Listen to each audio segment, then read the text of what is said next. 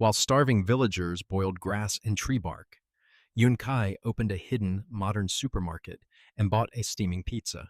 One bite proved his cheat was real, but feeding himself was easy compared with saving an entire village. His invisible marketplace could provide flour, medicine, soda, weapons, paper, and technology that the Tang Dynasty had never imagined. Every modern purchase became a miracle. Every miracle became a business. And every business attracted richer and more dangerous enemies. Before long, steamed buns funded workshops, pickles reached the palace, and his cheap magazine shook the capital's most powerful clans. Then those nobles crossed the one line Yun Kai would never forgive. They kidnapped his 4-year-old sister. He rescued her with a tracker, robbed their hidden treasury through the system, and returned home nearly 3 million yuan richer.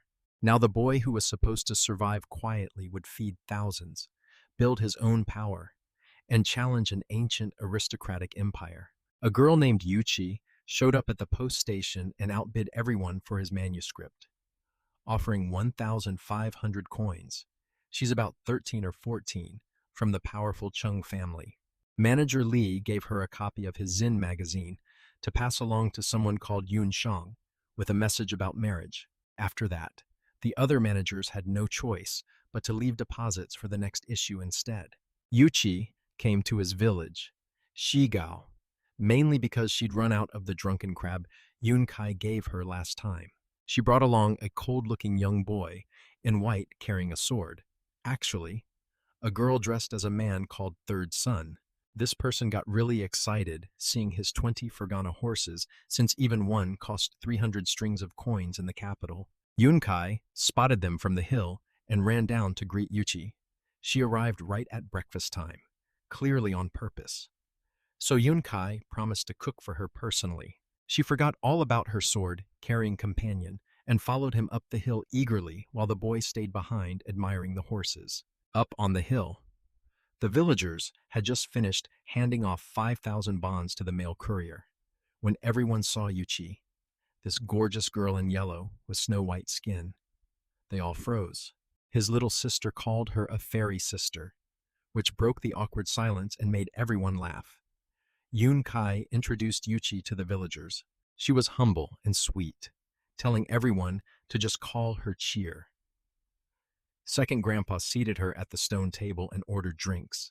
Yun Kai told them not to fill her up on snacks because Yun Kai was about to cook something special, then ran off to the kitchen while she watched him go with a mix of embarrassment and excitement. The villagers whispered among themselves, clearly wondering what exactly was going on between them. While Yun Kai was busy cooking in the kitchen, things got lively outside. His mother and Aunt Hua were whispering about Yuchi. Aunt Hua said the girl was gorgeous and only Yun Kai was worthy of her in the whole village. His mother just sighed and said nothing. Yun Kai thought she's trying not to overthink it. Down at the horse field, that third son, Li Yunshang, got herself into real trouble. She's actually a girl from a military family dressed as a man. And unlike the Wei kid who visited before, Yunshang is so convincingly masculine that even old man Tian couldn't tell she was a woman. She went straight for Lightning, his brother Jun and Mai's horse. Old man Tian tried to warn her, but she'd already jumped on. Lightning is the most violent horse they have. Nobody in the whole village can handle him except his brother. The horse bucked, leaped half a jong into the air, and launched Yun Chang'an flying. She was spinning through the air, already making peace with broken bones. When his brother caught her mid-fall, he held her in his arms, confused why this man screamed like a girl. When she demanded he put her down, his brother just dropped her on the spot. She hit the ground and accidentally let out her real voice. She was furious, glaring at him and muttering that both the horse and its owner were no good. His brother ignored the attitude and started his daily training routine right there in the horse field. He rode lightning through the obstacle course, slashing wooden posts with his sword. Old man Tian and sixth uncle were watching and noted he'd gotten faster, down from 12 breaths to 10. The 4 old men even placed bets on how many rabbits his brother would hunt tomorrow. Meanwhile, Yunshang stood there, completely stunned. She couldn't believe his brother's sword had pierced clean through a solid wooden post, as thick as a man's torso. Over at the horse field, Yunshang called his brother a blockhead to get his attention. When he told her his name, Si Junai, she was shocked. Turns out his brother is famous around Jingyong as the Little Wild Bull, the strongest man in the area. Yunshang asked to borrow his sword, Frost Sorrow, to examine it. His brother agreed to lend it for 1 incense stick's worth of time, but she got completely lost studying every detail. The skull on the handle, the goat horns, the 2-section grip, the strange inscriptions. 2 incense sticks passed, and she still wouldn't give it back, mumbling to herself about the design. His brother finally had to snatch it out of her hands. She got angry, saying he broke his promise. He pointed out the time had long passed and told her Yuchi had been calling for her to come eat. She begged for more time. 1 incense stick, no half, no, even just a cup of tea's worth. His brother recognized that look in her eyes. It was the same way he looked at weapons, pure love and respect for the craft. When he asked if she loved weapons, she got all proud and claimed nobody in the world knew more about blades than her. From ancient stone axes to the Tang Dynasty's new Modeo. She got so excited, she forgot to disguise her voice and spoke in her real feminine tone. His brother immediately called her young lady. She was furious and stomped her feet. Now this blockhead knew her secret, and worse, he'd held her in his arms earlier. His brother softened up and lent her the sword for as long as she wanted. She accepted, but told him to call her 3rd son Liam Lang and not young lady. He agreed and led her up the hill to eat. Meanwhile, Yun Kai had been busy cooking. Yun Kai brought out steamed egg custard with sesame oil and scallions and garlic mashed river shrimp for Yuchi. Yun Kai sat right next to her shoulder, Tosh's shoulder, and explained how Yun Kai made soy sauce from soybeans, something Yun Kai had learned from his cookbook. Watching her eat happily made him feel warm inside, like watching his little sister enjoy a meal. Second grandpa walked over to his mother, looking worried, saying Yun Kai seemed bewitched. His mother just said to let him be. Debia watched Yuchi demolish dish after dish and commented, the girl could really eat. His mother said that too was fine. Being able to eat is a blessing. Up on the hill, everyone was having a great time eating together. Yang enjoyed the food so much she forgot all about his brother holding her earlier. Those two actually hit it off at the table, drinking and chatting, even agreeing to have a friendly sparring match later. Yun Kai couldn't help but shake his head at this lean. First, they had the Wei girl visiting, dressed as a boy. Now, this one calling herself 3rd son. What's with Tang Dynasty women and disguising themselves as men? Don't they realize they're missing a certain thing called an Adam's apple? After breakfast, Yun Kai took Yuchi to see the pickle workshop. She was really curious about the process, and Yun Kai did not hide anything from her. Besides, the key ingredient, chili powder, doesn't even exist in the Tang Dynasty yet. Meanwhile, his brother took Yunshang to the school building so she could sketch Frost's sorrow. He already considered her a kindred spirit over their shared love of weapons and happily helped her grind ink and lay out paper. Third uncle and second grandpa exchanged looks.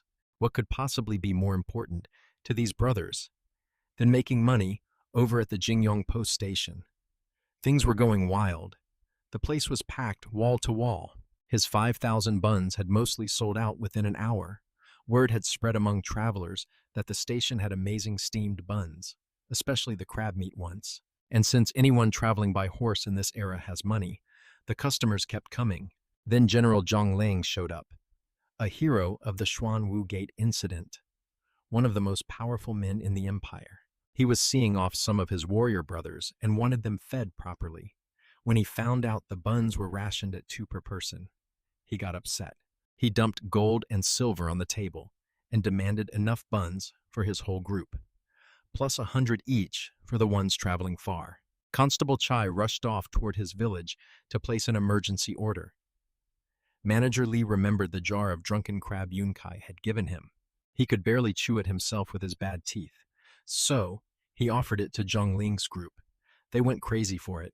The rich crab roe, the fragrant wine broth, the fact that it tasted nothing like the boiled or roasted crab they knew.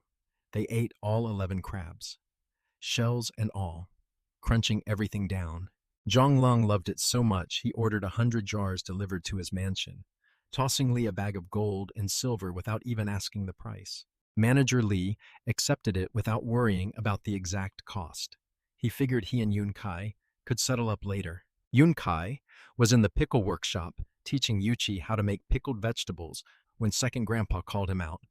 The delivery crew from the Wei mansion had finally arrived. Yuchi told him not to worry about her and ran off to ride horses at the field. Sweet girl didn't want to be in the way. The delivery team was about a dozen strong men from Chang'an's Wan County Post Station. Their leader, a guy named Sunfo, recognized Yuchi and seemed startled to see her here. That made him treat him with extra respect. He probably figured Yunkai had connections with the Chung family. His pickled vegetable jars are small, about the size of fruit cans, sealed with cork, cloth, and mud. The best vacuum packaging Yunkai could manage. 20 jars fit in one bamboo basket, worth 600 coins per basket. The Wei Mansion's 200 jars only filled 10 baskets, barely taking up any space on their big horse carts. The delivery guys felt a bit silly bringing so many carts for so little cargo. Yunkai saw his chance, since they were heading back to Chang'an in anyway, and they delivered to the palace for free. Yunkai asked them to take the palace's 300 jars of pickles. 2. Sun Fang agreed right away. No charge for imperial deliveries. Save him a nice chunk on shipping. Then everything went crazy. Constable galloped in, begging him for help. He needed 600 buns immediately for General Zhongling's group at the station. Right behind him came Lu Fei with an order for 100 jars of drunken crab. Also from Zhong Liang, along with a bag of gold and silver as payment. Yunkai opened the money bag.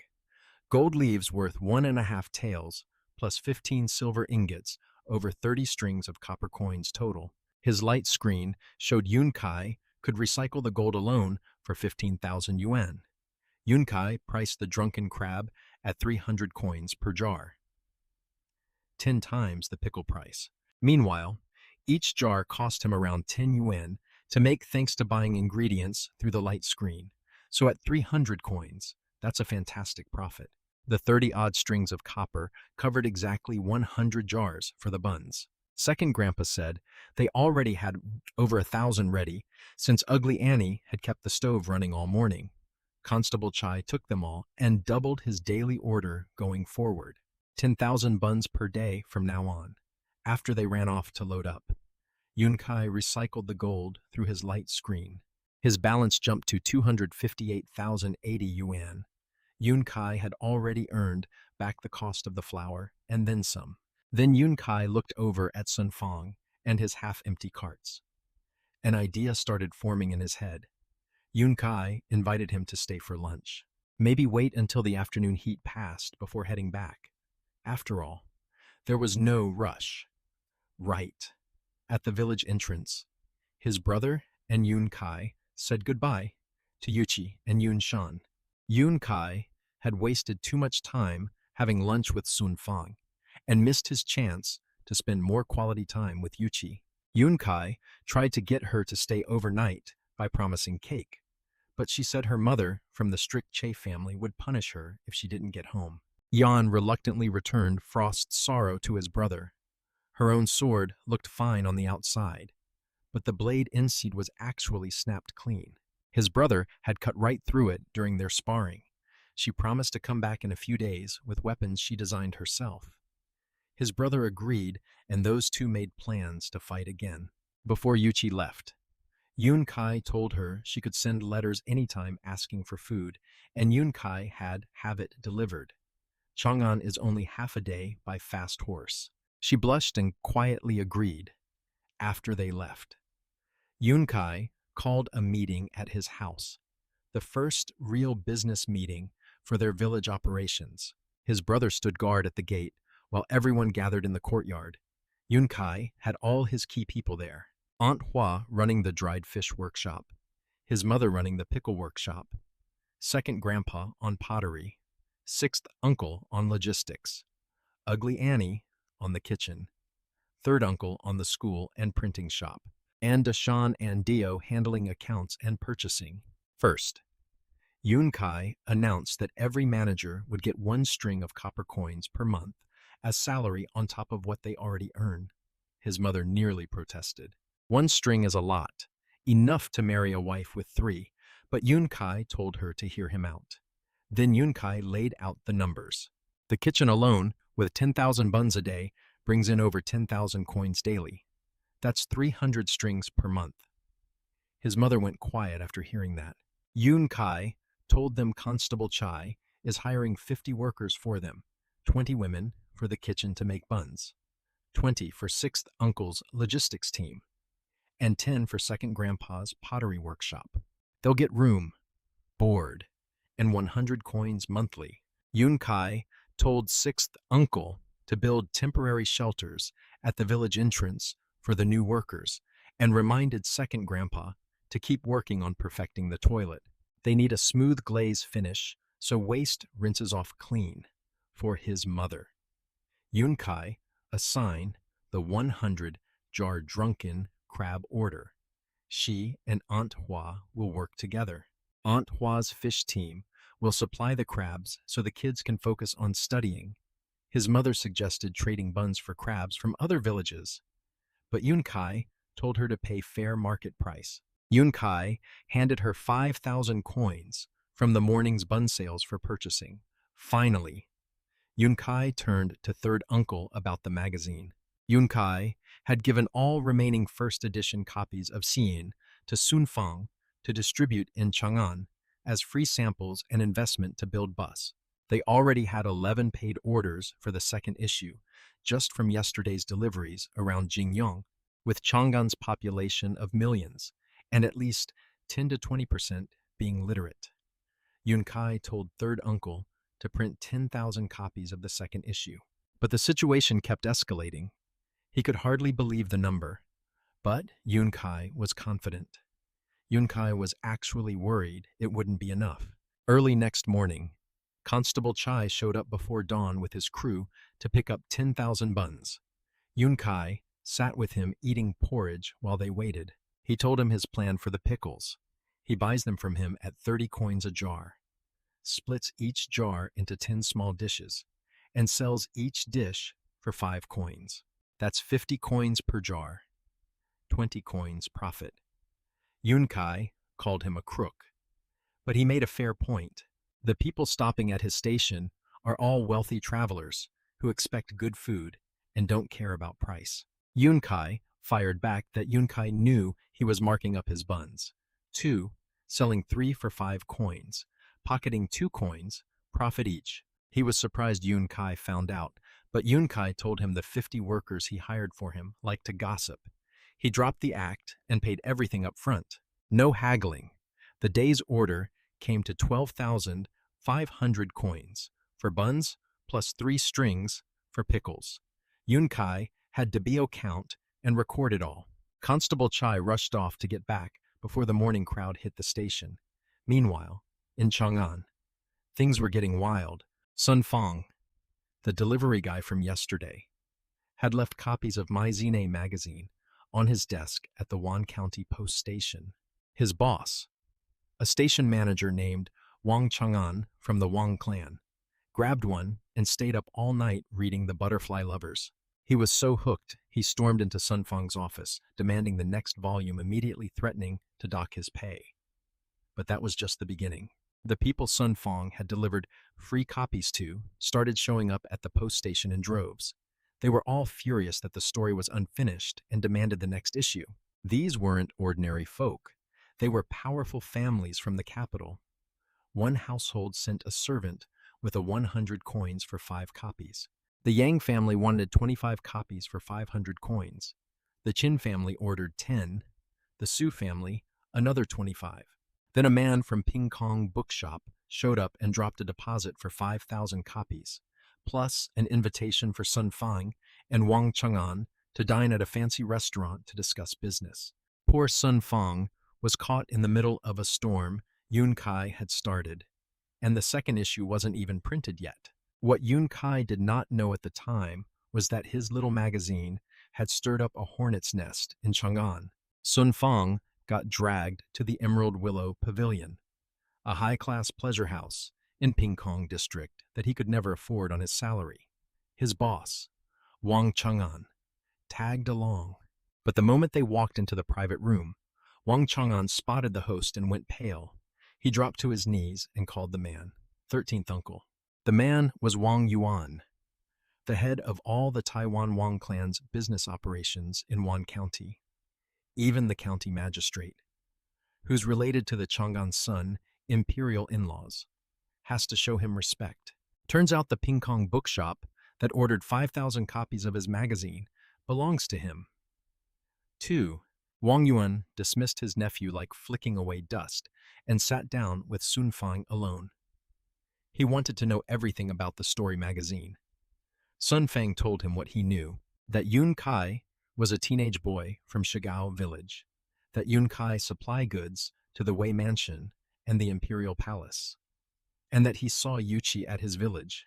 Wang Yuan quietly pieced it together, connections to Wei Cheng, Cheng Yaojin, and even the emperor himself. Wang Yuan ordered Sun Fang to bring back pickles along with the next issue of the magazine. Then he told Sun Fang to spend the night at the pavilion and left. But things got darker after that. Wang Yuan went to a hidden room upstairs where the madam of the Emerald Willow, a woman called Yenner, was waiting nervously. He told her to send someone to get information out of Sun Fang because something didn't add up. He was suspicious about the paper Yun Kai used. He didn't believe a young farmer could produce it. Wang Yuan ordered Yenner to send a newly trained girl to investigate someone being controlled through her little brother's safety. Before leaving, he warned Yenner with a cold threat.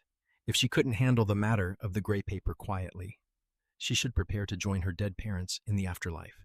So, without him knowing it, a powerful clan was now watching him, and they were sending a spy his way. Sun Fang showed up at dawn, still half drunk from spending the night at the Emerald Willow.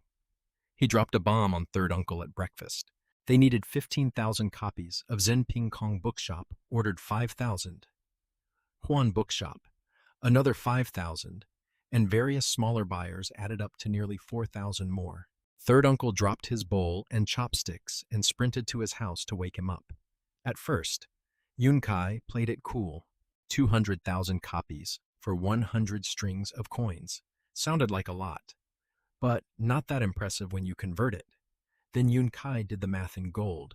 40 lang of gold equals roughly 400,000 yuan on his light screen. That's enough for the 3 Lotus Jade Pool upgrade. Yun Kai snapped awake instantly.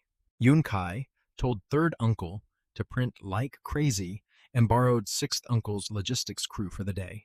Yun Kai promised every worker 10 extra coins and bonus eggs and meat buns in the morning if they pulled it off. Over in Chang'an, the 2 bookshops couldn't have been more different. Pingkong Bookshop, backed by the powerful Taiwan Wang clan, serves wealthy families. Servants place orders and books get delivered door to door. Huan Bookshop is backed by the imperial family, started years ago by some princesses wanting pocket money. It serves the common people on the poorer west side of the city. At Haiwan, the first batch of 5,000 copies sold out fast. The crowd outside refused to leave, waiting for more stock. Poor people can't each afford 20 coins for a book, so they pull money and share copies. An old accountant at the shop had snagged a second issue copy for himself. A poor scholar offered to trade his first issue copy for it, since only 800 first editions exist in all of the Tang Dynasty. The old man agreed. That first edition was already becoming a collector's item. The best part. That scholar took his new second issue copy straight to a tea house outside the bookshop, pulled out a storyteller's wooden block, slapped it on the table, meanwhile, and started performing the butterfly lover's story aloud for the waiting crowd. asking just a coin or two for his trouble. His magazine was already creating its own economy. What Yun Kai did not know was that the butterfly lovers had completely taken over Chang'an. The story had existed as a folk tale for nearly 300 years since the Eastern Jin Dynasty, passed down by word of mouth across different ethnic groups. But nobody had ever put it into a proper printed publication before. Now, with his magazine spreading it everywhere, the whole city went crazy for it. The buzz reached all the way to the imperial palace. Empress Chang'an, a woman who loved strong, independent female characters, got her hands on both issues. Princess Danyang had brought them during a morning visit. The Empress read the whole thing. In one instance, sticks time and immediately wanted more. When Emperor Li Shimin came to visit her at Gonu Hall, she tried hinting that she'd finished the story too fast and the next issue wouldn't come out until the next rest day. The Emperor pretended not to understand. Teasing her, she pouted. He laughed, then promised to send someone to find the rest of the story for her right away. He waved his hand behind him, and someone silently went to handle it. Li Shimin picked up a copy himself, but skipped the butterfly lover story. He didn't dare get hooked on fiction. Instead, he flipped to his lifestyle tips section on page 6. One tip caught his eye. Eating meat and drinking tea together causes constipation. He rubbed his belly. He'd actually been constipated for days. He quietly wondered if he should stop his habit of drinking tea right after meals. The Empress told him she'd already had the palace doctors check all the health tips in the magazine. They confirmed everything except 2 items they were still testing. The one about meat and tea and another about boiling water to prevent dysentery. Lai told her that if those tips proved true, the author deserved a reward. Then he rubbed his stomach again, feeling something hard in there. All buildup, no relief. The Emperor's eunuchs actually fought over who got to come fetch the butterfly lover's manuscript for the Empress. A young eunuch named Hang and won the job, partly because he was the fastest at copying books. His colleagues wanted him to secretly transcribe as much as possible for them too. Hang and found Sun Fong at the Wan Post station, and they rode straight to his village, arriving in the late afternoon. On the way in, they passed their delivery cards heading out with the remaining 10,000 copies of the second issue. When Yun Kai learned Hong and was sent by the Emperor himself, Yun Kai wasn't too surprised. Yun Kai sat him down at the food hall and treated him properly. Most people treat eunuchs like dirt, but he's about his age and Yun Kai felt sorry for him. Yun Kai brought out fried chicken and cola. The chicken was made by Ugly Annie and Aunt Hua, following his recipe. It came out a bit dark on the coating, but tasted almost exactly like KFC. The cola was bulk soda Yun Kai had bought through the light screen, poured into clay jars with ice. Everyone assumed Yun Kai brewed some kind of sweet drink. Hongan forgot all his manners once he tasted the fried chicken and cola. After eating his fill, he noticed Yun Kai kept staring at him. He thought Yun Kai wanted a favor, but actually, Yun Kai had been thinking about something ever since Yun Kai learned he was a eunuch. Yun Kai couldn't help himself and blurted out, "Do you pee, standing up or squatting?" Sun Fang's jaw dropped. Yun Kai immediately regretted asking.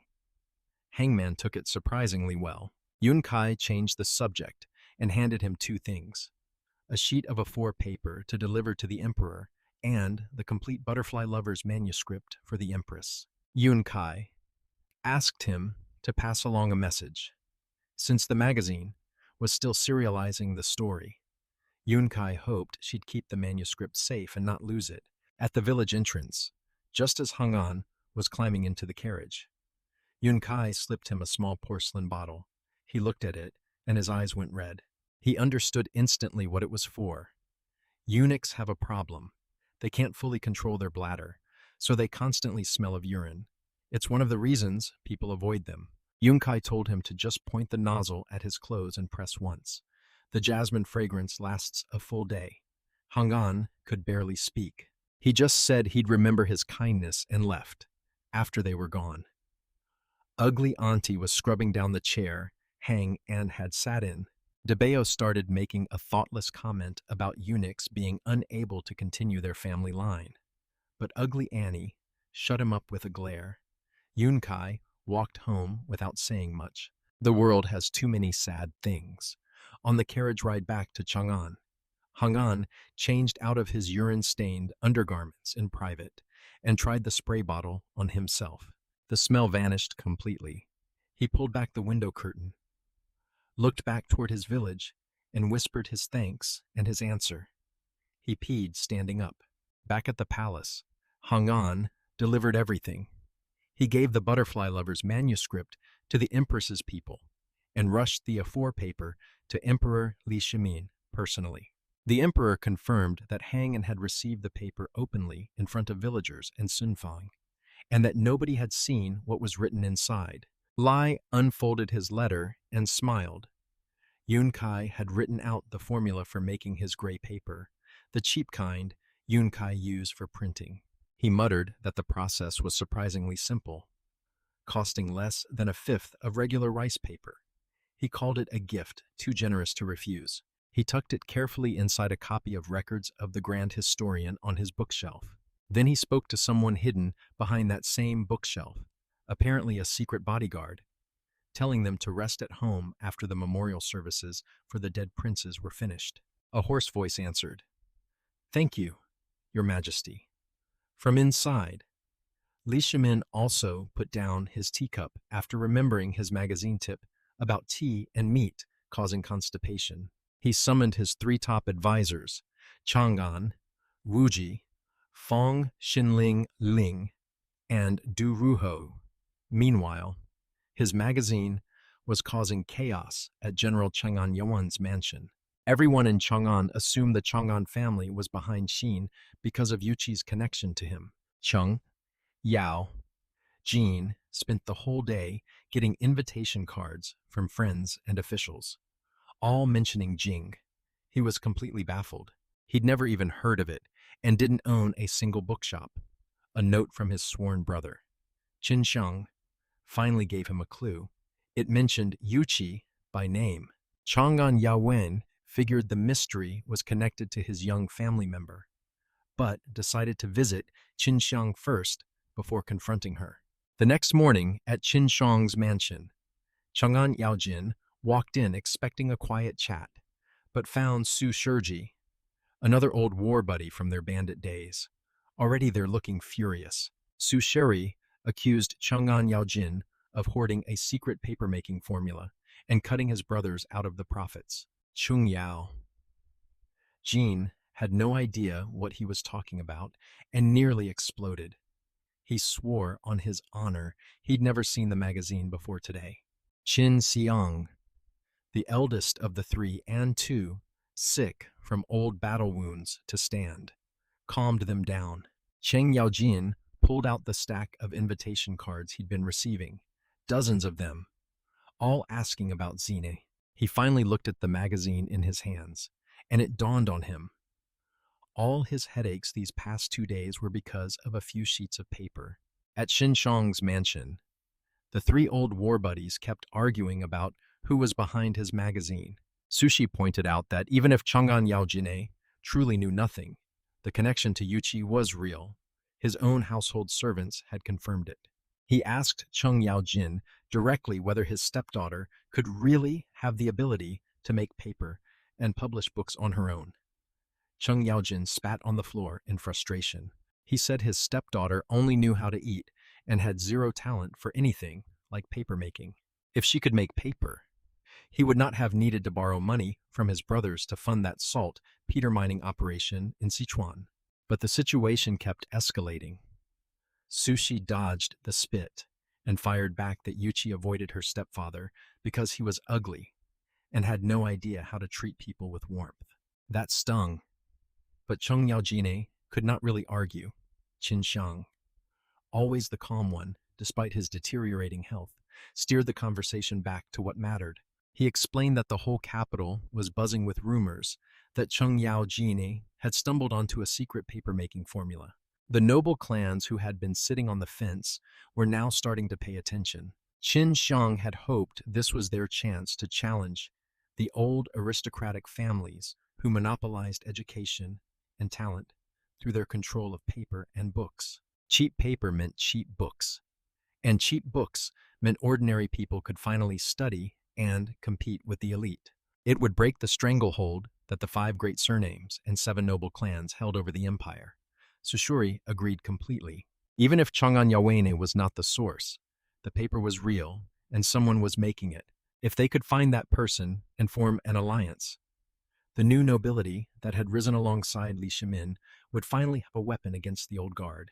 The opportunity was too important to ignore. Cheng Yaojing calmed down enough to think clearly. He admitted he had only been home from the frontier for a few days and had a mountain of household business to deal with. He barely saw Yuchi because the girl stuck close to her mother, the lady, and avoided him like he was a ghost. But he understood the stakes now. He would go home and question Yuchi about who was really behind the paper. If there truly was a paper-making formula out there, they needed to act fast before the old clans got their hands on it first. Qin Xiang and Su Sherry both nodded. This was potentially the biggest breakthrough for their faction since the founding of the dynasty. Cheng Yaojin left the mansion with purpose in his step for the first time in days. But while those 3 were scheming in Chang'an, trouble found him back in the village. It happened about half an hour before Chang'an Yawene walked out of Qinjiang's gate. Yun Kai had been doing his morning routine, checking on the new bakery workshop after breakfast. Yun Kai take food safety seriously. Meanwhile, coming from the 21st century, Yun Kai could not stomach the idea of someone getting sick from something Yun Kai made.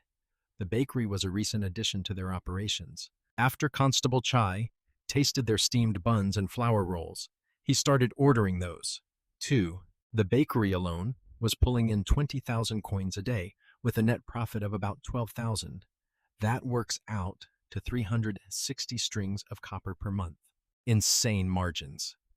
Yun Kai had separated the bakery from the main kitchen, so ugly Andy would not lose her mind trying to manage everything. The new bakery manager was Annie Hao, wife of the former village chief. Everything ran smoothly for 2 days. Then the county magistrate showed up. His name was Lu Yu, a minor branch member of the Fionglu clan, one of the 7 great noble families. The moment Yun Kai heard his name, Yun Kai knew this was just a throwaway villain. The kind of character who exists in stories to give the hero experience points and loot. So, Yun Kai was not exactly polite about the whole situation, especially since the man had the nerve to come bully them at their own doorstep. His method was clever, though. He used the excuse of public unrest during turbulent times and accused their village of illegal assembly. Then, his men took away all 20 outside workers from the bakery, every single one. They did not smash anything or steal goods. They just removed the people who knew how to run the operation. Yun Kai sent his brother to fetch Constable Chai immediately. But by the time Chi arrived, the magistrate's people were long gone. Che explained what Lu was really after. It was not about public order. It was about stealing their recipes. The magistrate wanted to learn how they made their bread products. That was why he only took the bakery workers and left the pottery and construction crews alone. Those 20 workers had handled every step of the process with them. Lu could reproduce everything they made. Constable Chai admitted he had considered the same scheme himself early on, but was too honorable to go through with it. He warned him that fighting officials was dangerous if they had resisted more forcefully during the raid. The magistrate's men might have actually killed them. That was just how things worked in this era. A county official could get away with murder if he wanted to. But Yun Kai could not help laughing. Ugly Auntie and Anto laughed too. Constable Chai looked at them like they had lost their minds. He thought the magistrate had successfully stolen their secret and warned him not to go crazy over it. What he did not understand was that the key ingredient, the yeast that makes bread rise and become soft, exists nowhere in the entire Tang Dynasty except in his possession. Those workers could demonstrate every step perfectly and still produce nothing but flat, hard lumps. The magistrate had stolen an empty box. Still, Chu's warning about violence sobered him up fast. Yun Kai had not realized how ruthless even a minor official could be this close to the capital. If things were this bad near Chang'an, the countryside must be far worse. His brother put his hand on his shoulder and gave him a serious look. The villagers and his mother all stared at him nervously, probably worried Yun Kai would pull out his gun and go shoot the magistrate dead. Yun Kai was not that stupid. Killing an official would turn him into a fugitive. What was Yun Kai going to do then? Become king of the bandits. Yun Kai told his brother to relax. But Yun Kai also made it clear that Yun Kai refused to just swallow this loss. If the magistrate dared to come after them once, he would dare to come again. They needed a plan to make sure that never happened. The county magistrate Liu turned out to be just a puppet after he grabbed his 20 bakery workers. He did not take them to the Liu family estate. Instead, he delivered them straight to a manor belonging to the Taiwan Wang clan. The real person behind everything was Wang Yuan, the man who controls all Wang family business in Wan County. Liu Yu is his nephew. His mother is Wang Yuan's own sister. The county magistrate position was a gift that Wang Yuan arranged for him after the previous magistrate died during the Turk invasion. Liu Yu wants to prove himself worthy of entering the main family records, so he does whatever his uncle tells him without question. Wang Yuan had a careful plan. He knew going after his gray paper formula directly would be too risky. If Yun Kai really had connections to the Wei family, the Chung family, and the imperial household, then attacking the paper business could destroy everything Wang Yuan had built over the years. So, he chose a softer target first. He wanted to steal his bread recipes and use that as leverage to pressure him. His thinking was that if Yun Kai felt threatened, Yun Kai would run to his powerful backers for help, and then he could observe who those backers actually were. It was a test. Not a killing blow, but half a day later, Wang Yuan's plan fell apart completely. His people made those 20 workers repeat every single step of the baking process over and over again. They tried more than 10 times. Every batch came out terrible. The buns were worse than ordinary steamed cakes. His manager came back with the bad news, trembling with fear. Wang Yuan could not understand how this was possible. His nephew had confirmed that these 20 workers handled every part of the bakery operation. There should have been no missing piece. But the manager remembered something. One of the workers who mixed the dough had mentioned that the flour in their village was whiter than normal flour, and the water used for mixing was not plain water either. It was some kind of special liquid. Wang Yuan slammed his fist on the table. The real secret was in the flour and the mixing water all along. Yun Kai had been prepared for exactly this kind of theft. The truth is even simpler than what Wang Yuan guessed. The yeast Yun Kai used to make bread rise does not exist anywhere in the Tang Dynasty. Without it, flour is just flour, and water is just water. You can follow every step perfectly and still end up with flat, hard lumps. Those workers never even knew about the yeast because Yun Kai always added it himself, or through people Yun Kai trusted completely. After calming down, Wang Yuan changed his approach. He told his manager to go by the recipe directly using a personal identity so it could not be traced back to the Wang family. When the manager asked about the budget, Wang Yuan told him not to worry about money. He said to handle it the way they always handle things, as long as nobody ends up dead. The manager grinned and left eagerly. The moment the door closed behind him, Wang Yuan opened his eyes and sighed. He muttered that he had just lost another obedient dog. Yun Kai thought he meant the manager was walking into a trap and would not be coming back in one piece. Back in the village, Yun Kai was not sitting around feeling sorry for himself.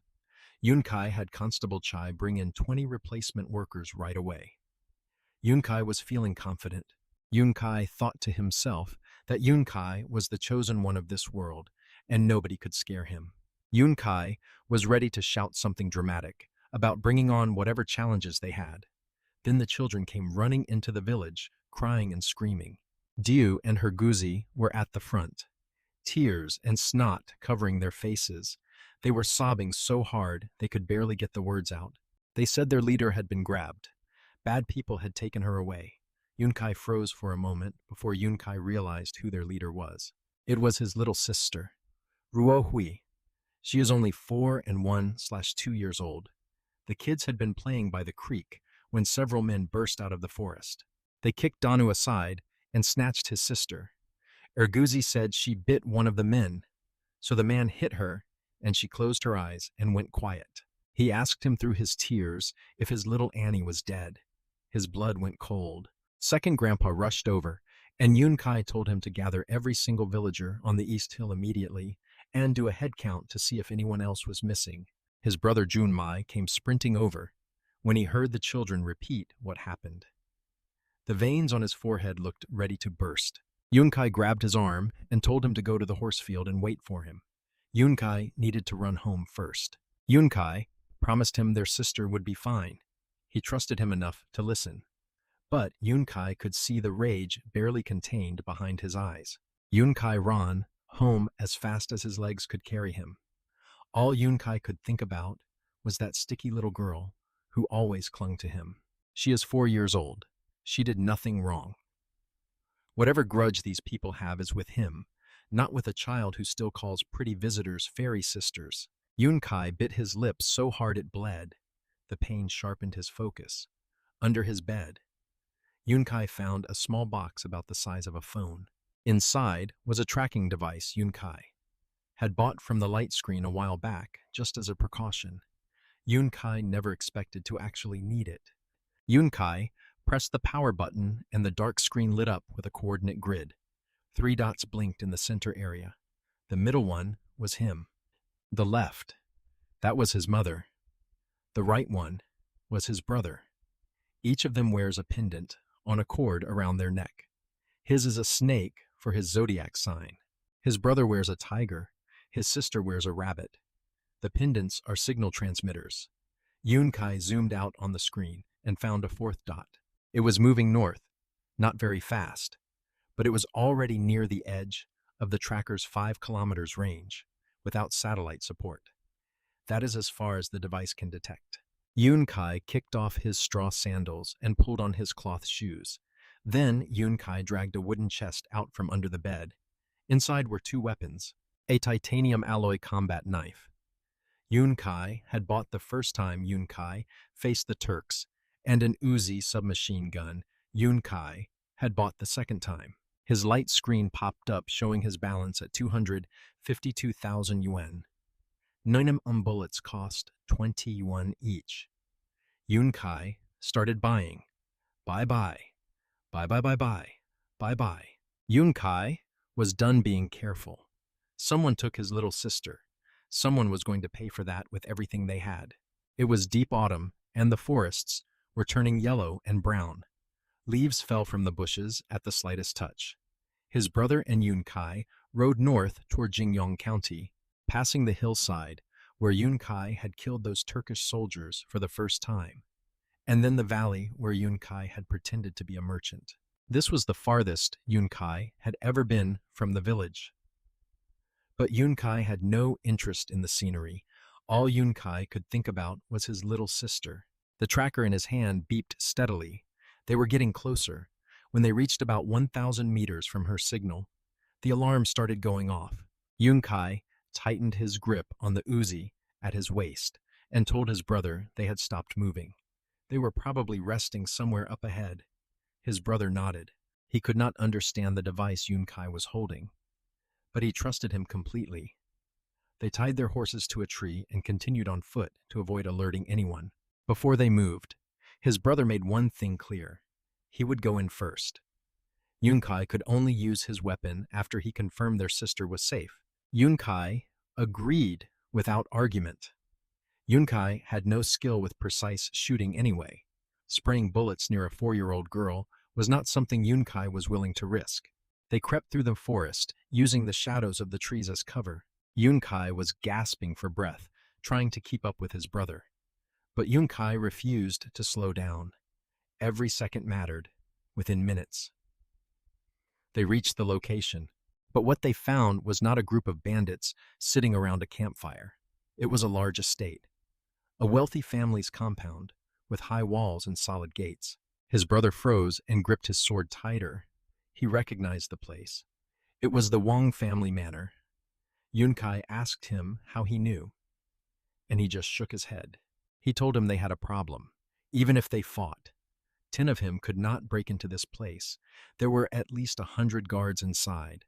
Yunkai pointed out that the county magistrate's surname was Liu, not Wang.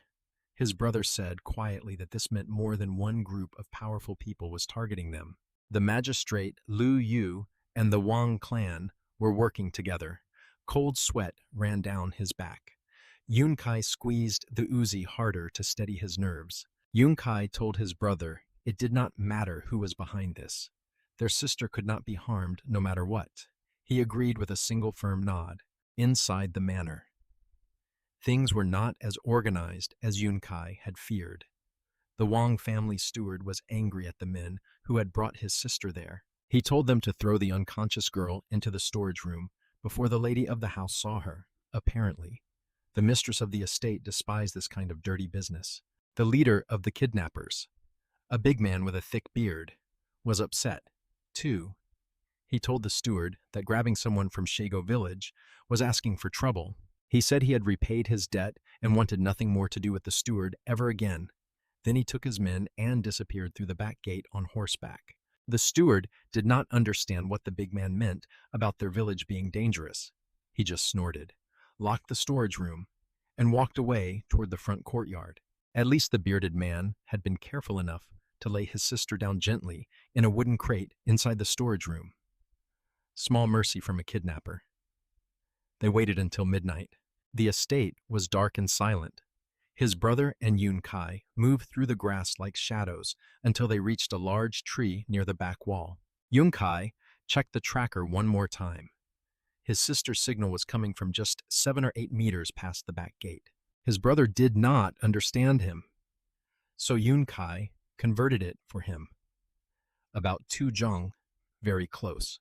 He went first, sprinting low to the wall and leaping up to the top in one smooth motion. When Yunkai ran over, he reached down with both hands and pulled him up like Yunkai weighed nothing. They crouched on the wall and looked around. The back courtyard was completely empty. No guards, no patrols, no lanterns.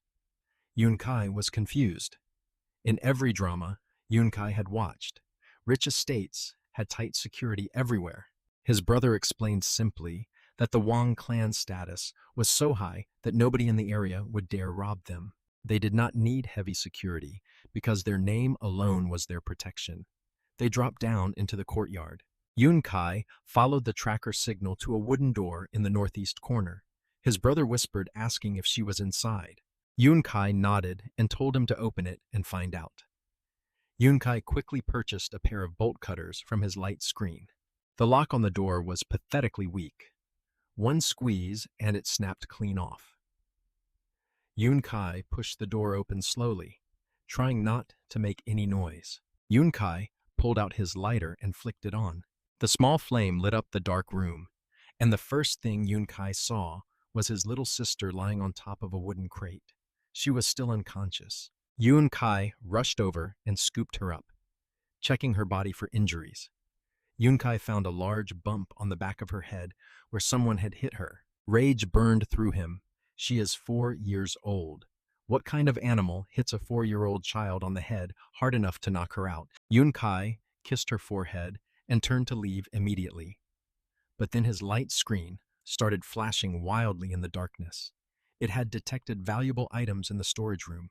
329 jin of raw, hot and jade, worth 1,720,000 yuan, and a 300-year-old wild ginseng root worth 1,200,000 yuan. Combined, nearly 3 million yuan sitting right there in the Wang family storage room alongside his kidnapped sister. His brother pushed his shoulder and hissed at him to move. He thought Yunkai had frozen up from fear. Yunkai looked at his face in the darkness, grinned, and said, "Yes, let them go right now." Yunkai silently collected both treasures through his light screen. His balance jumped from 250,000 to over 3 million yuan in an instant. Nobody saw anything. Nobody heard anything. The Jade and Jin's Sing simply vanished from their spots in the dark storage room. By the time the Wang family discovered the loss, they would have no idea what happened. They climbed back over the wall, ran through the forest, untied their horses, and rode south toward home as fast as they could. His sister stayed asleep in his arms the entire way, breathing softly against his chest. Yun Kai kept his light screen closed and held her tighter. Stay low and stay quiet.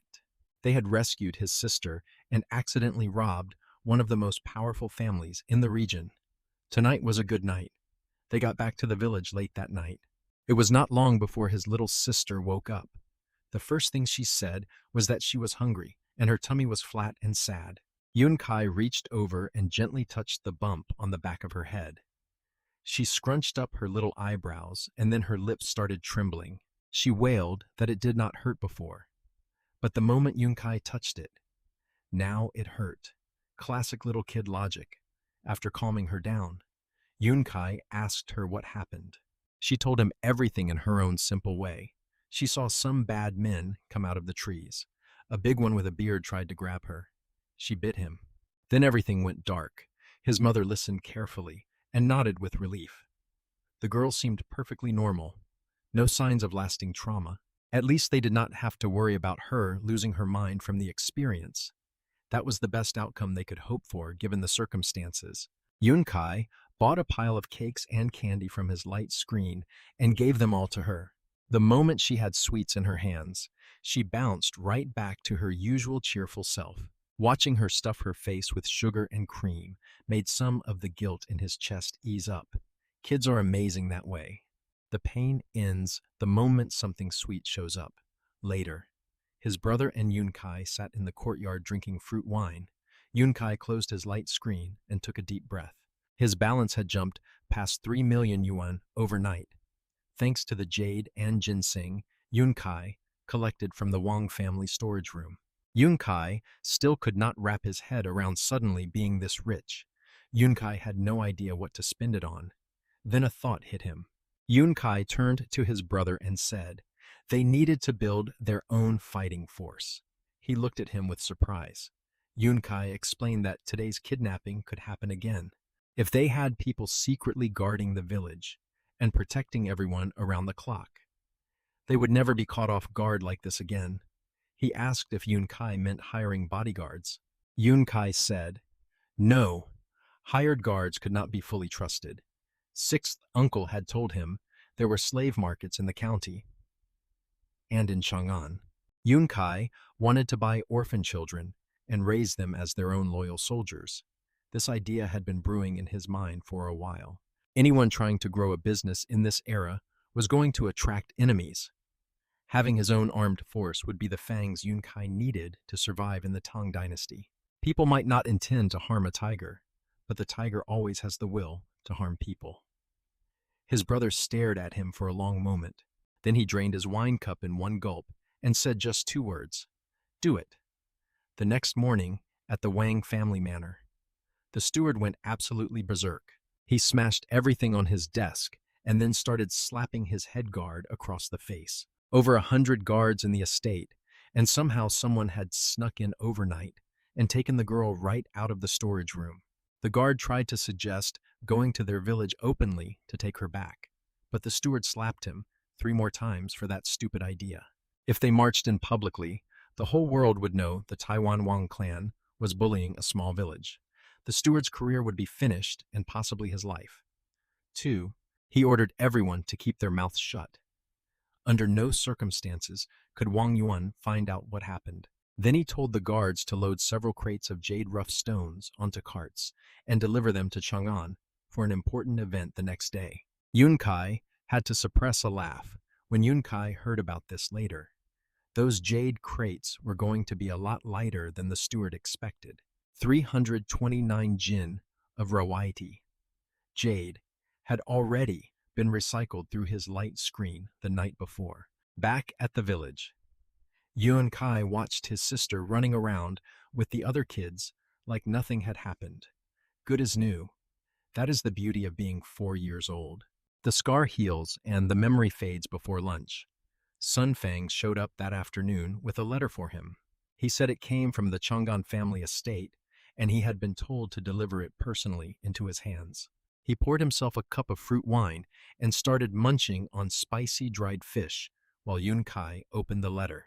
He pretended to be casual, but Yun Kai could tell he was watching his face closely.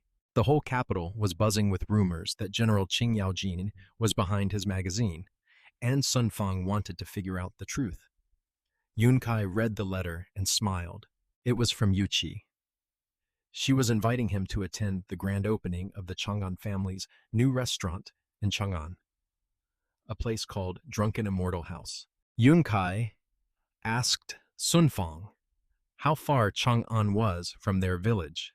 He said about Tuzarum Li, less than 1 hour by fast horse and under 2 hours by carriage. Sun Fang explained the background of the restaurant. It used to belong to the former crown prince's faction. After the Xuanwu Gate incident, Emperor Li Shimin redistributed the seized properties among his supporters. Chung Yao Jin received half a street in the East Market, the most valuable commercial district in the entire capital. Half a street might not sound like much, but a single shop there was worth a fortune. Then Sun Fang mentioned something that caught his attention. The Chung family's Drunken Immortal House sat on the south side of Sun Street. Directly across from it, on the north side of Qin Street, was a restaurant called Cloud Joy Tower, owned by the Wang family. And that Wang restaurant was also holding its grand opening on the exact same day. It was obviously a deliberate provocation. Wang Yuan was trying to steal the spotlight from Cheng Yaowen's big day by staging a competing event right across the street. Yun Kai crossed his right leg over his left and bounced it up and down, thinking this through. No wonder Yuqi had written to him. She was not just being friendly. She wanted his cooking to help make their restaurant launch a success against the Wang family's challenge. A restaurant business was definitely profitable, and if the Wang clan was involved, this was personal for him. 2. They were the ones who had his sister kidnapped. They were the ones pulling the county magistrate strings. Now, they were picking a fight with the Chang'an family right out in the open. Yun Kai took a sip of wine and grinned. This trip to Chang'an was going to be very interesting. The next morning, his brother and Yun Kai stood at the village entrance dressed in proper Tang Dynasty clothing. Yun Kai was not about to walk into Chang'an wearing his usual flower shirt and beach shorts. Yun Kai spent 1,200 yuan on a Taoist robe from his light screen, the same style as Li Bu from that TV show about Chang'an. For his brother, Yun Kai bought a fancier outfit for 1,500 yuan, matching the style of Zhang Xiaojing from the same show. They looked like proper gentlemen for the first time since Yun Kai arrived in this era. Behind them, Sixth Uncle and his construction crew were ready to head into the city, too. Wei Jung Stewart had been nagging them twice already about the public toilet project, since they were all going the same direction. They traveled together. The materials were prepared, and the job would only take about 2 days to finish for village security. While they were gone, Yun Kai spent 10 strings of copper to hire 10 retired postal workers through Constable Chai. These were men with some martial arts training, the kind called undesirables in this era. His brother approved each one. They would guard the village at 1 string of copper per person until they returned. Saying goodbye to his mother was painful. She stood by the carriage holding his little sister, repeating her warnings over and over until Yun Kai told her she had said the same things 800 times already. She should just come with them if she was that worried. But she could not leave. Someone had to watch over all their workshops and businesses. His sister had tried desperately to come along. The moment she heard the word Chang'an, she climbed onto his neck and refused to let go. His mother pinched her bottom until it bruised, but the little monkey would not release her grip.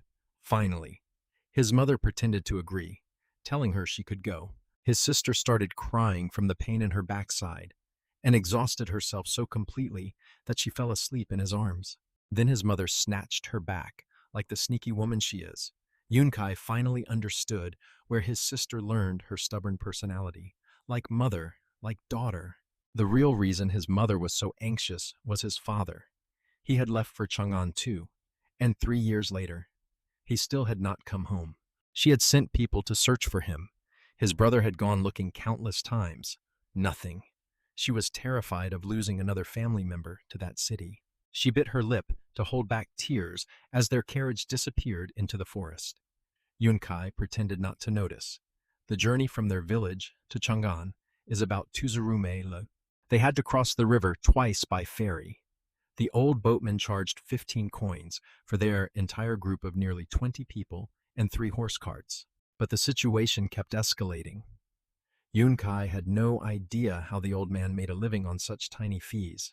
Yunkai spent the ride thinking about building a bridge someday and figuring out what these ferry workers would do for income if Yunkai did. There was nothing much to see along the way. Once they crossed the Jing River, the landscape turned into a flat plain. All the trees had been cut down years ago to build houses in the capital or to make charcoal. The ground was covered with old stumps poking out of the grass. Not exactly scenic. But then the city walls appeared in the distance, and Yunkai could not look away. Yunkai counted 6 gates along the northern wall. Though not all of them were open, the wall stood 12 meters tall and stretched endlessly in both directions. This was Chang'an, the greatest city in the world. It had not yet reached its peak glory, but even now it radiated power and grandeur that took his breath away. His brother steered them east along the wall. They circled around the northeast corner of the city, then rode south along the eastern wall for another kilometer before reaching the Spring Brightness Gate. The old saying about mountains looking close, but taking forever to reach, applies perfectly to city walls. 2. Just as they approached the gate, his brother made a surprise sound. Yunkai peeked through the carriage curtain and saw a dark-skinned young man leaning against the gate frame, watching the crowd with a bored expression. It was Chung Chumo, Yuchi's older brother, the same guy they met when he came to buy horses from them. The Chang'an family had split up gate duty among the brothers to welcome important guests for today's restaurant opening. Cheng Chumo had drawn the east gate because it offered the shortest route to the restaurant. He clearly was not thrilled about the assignment until their eyes met through the carriage window. Yunkai smiled and asked if he remembered him. He glanced at his brother and spotted the leopard skin-wrapped handle of frost sorrow on his back. His eyebrows went up. Of course. He remembered. Yunkai handed him Yuchi's letter. He read it quickly, took a deep breath, and forced a smile onto his dark face. Since his little sister had invited them personally, he would escort them inside himself, without waiting for a response. Chung Chumo jumped onto the carriage, next to his brother, and pointed forward. He said the timing was perfect, because it was breakfast time, and they could sample his family restaurant's cooking. His brother looked back at him. What? They shrugged at each other and let him lead the way. Once inside the city, his eyes went into overload mode. The streets were not as chaotic as Yunkai had imagined from paintings like the famous Riverside Scroll. The Tang Dynasty had excellent traffic management. There were dedicated lanes for horse carts separated from pedestrian paths. The roads were wide enough that even without being one-way streets, there was no congestion. Armed patrolmen walked along both sides, keeping order. They stopped at a carriage house where Chung Chumo told a servant to park their vehicles and feed their horses the best feed available. The servant handed his brother a wooden token for claiming the carriage later. Yunkai stared in amazement. This was basically a parking garage and gas station combined, Tang Dynasty style. The Chung family owned it too. Everything about this city ran on systems Yunkai had not expected. After they parked, Yunkai told sixth uncle to head to the Wei Mansion for his construction project. He had an invitation letter with all the details about the toilet renovation job. All government construction in Chang'an required official permits and paperwork. So, the letter covered everything he needed. Cheng Chumo overheard and helpfully pointed out that the Wei residence was in Chang'an district, less than 100 paces ahead. Sixth uncle just needed to mention the Wei family name at the district gate, and someone would guide him there. With that settled, his brother and Yun Kai followed Cheng Chumo deeper into the greatest city on earth.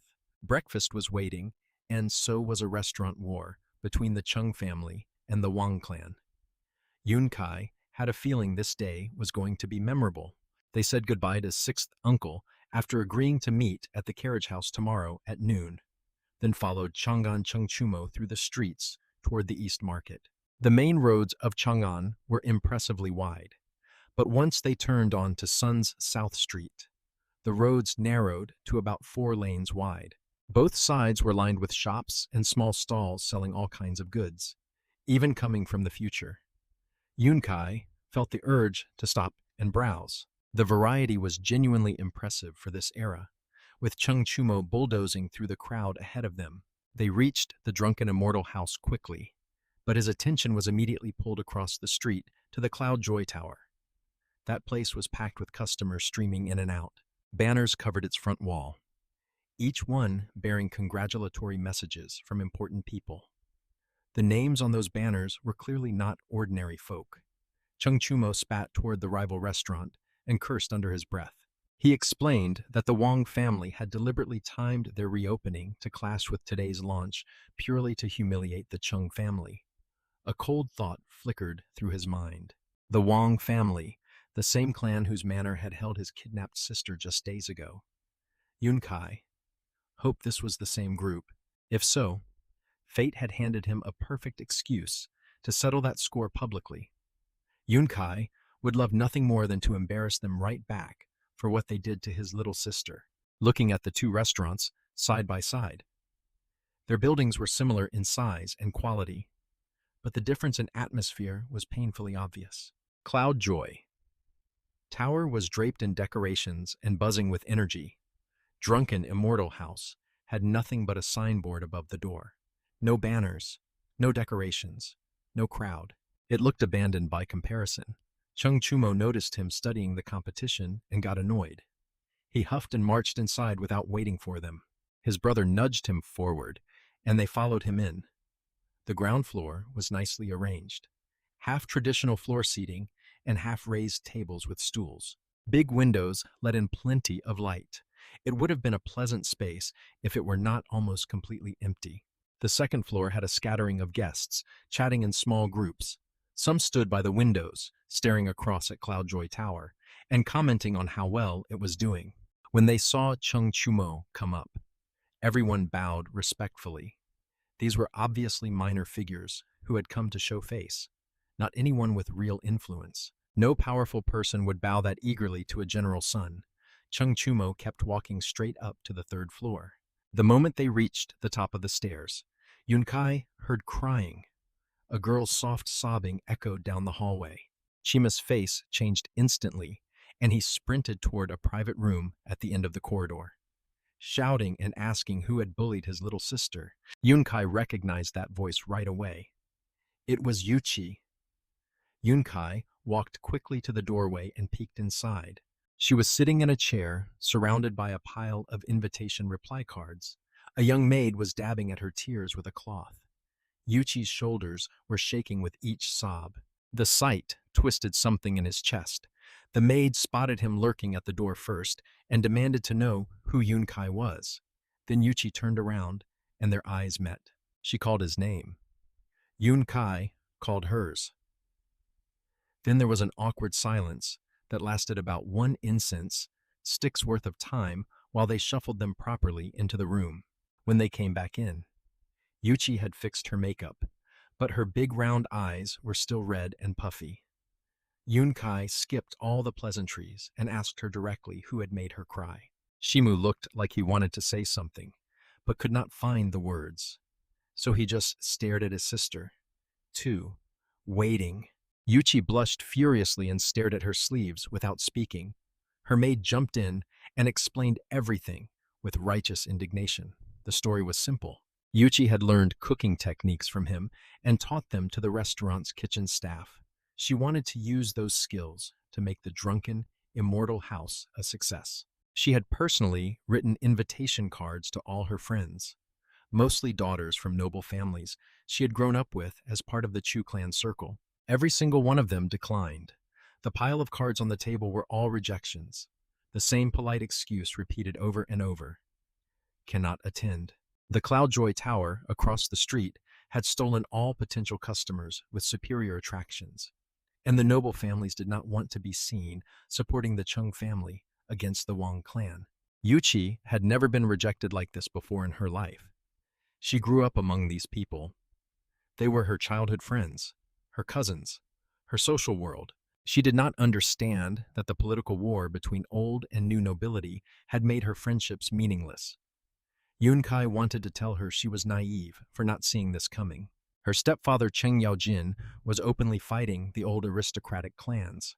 Of course, their daughters would not show up at his restaurant, but Yunkai held his tongue. This girl was not Chang'an Yawan's blood. She had been raised entirely in the world of the old nobility through her mother's H family connections. She simply did not know that the rules had changed around her.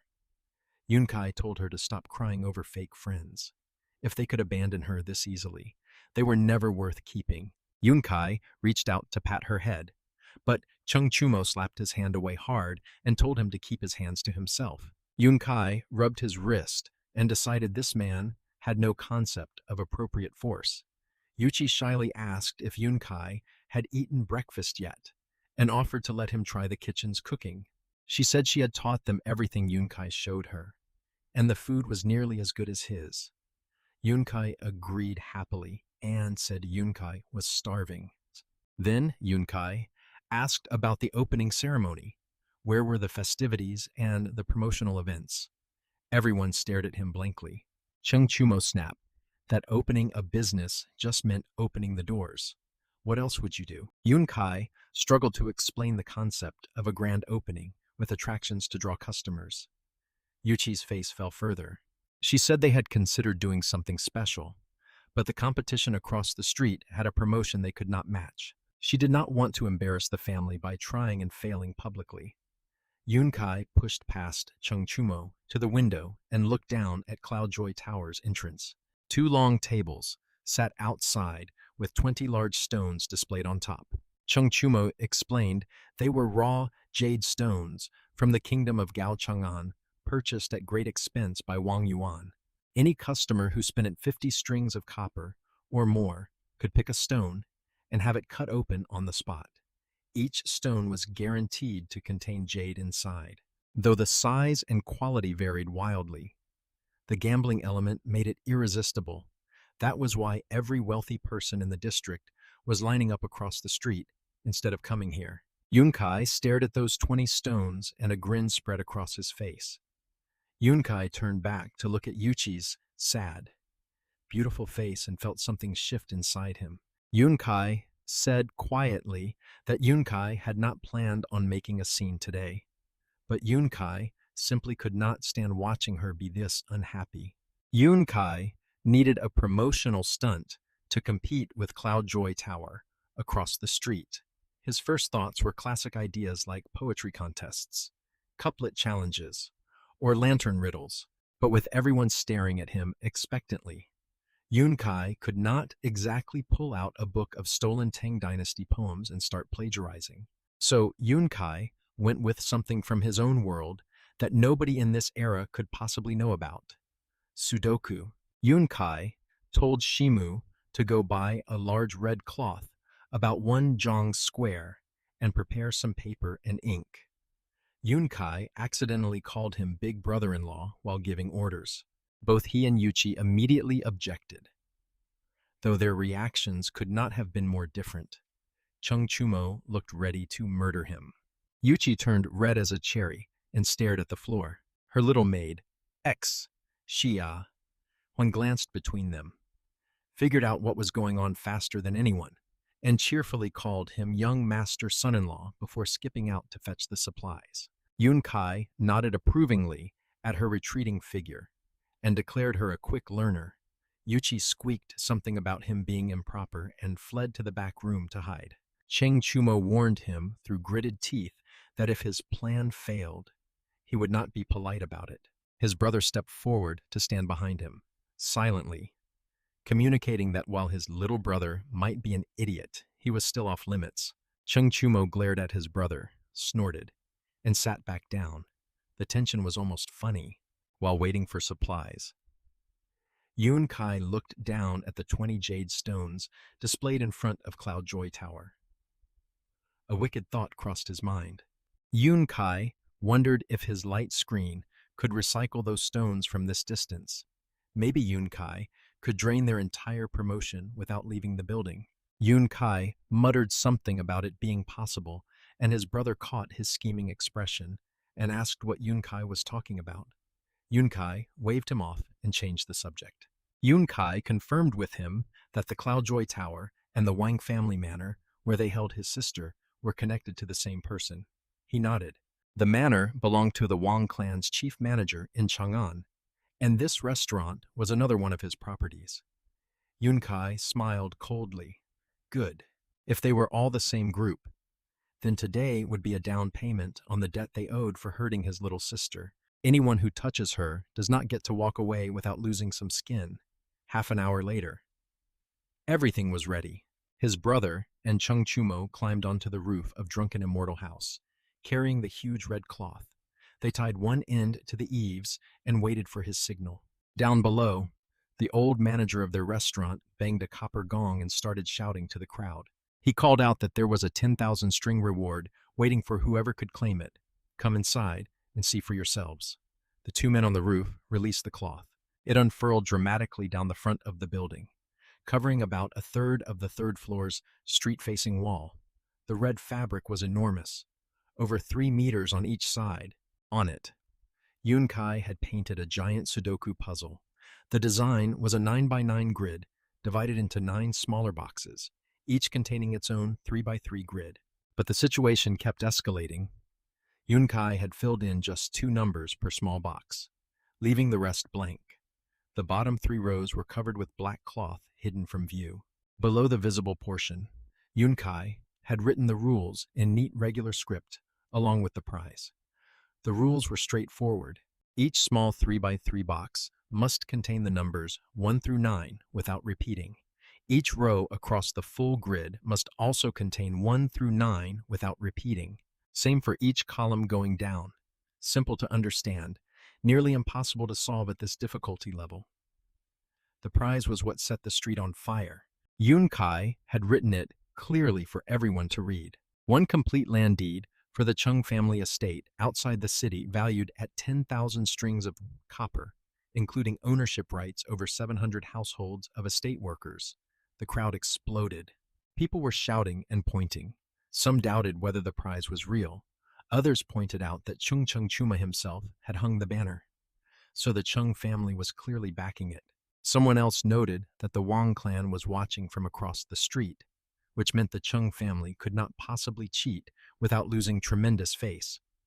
The logic was sound. This was legitimate. The entry requirement was simple. Spend 10 strings of copper on food and drink at Drunken Immortal House. In return, you receive a copy of the complete puzzle, including the hidden bottom rows. You then have half an hour to solve it. If you succeed, the land deed is yours.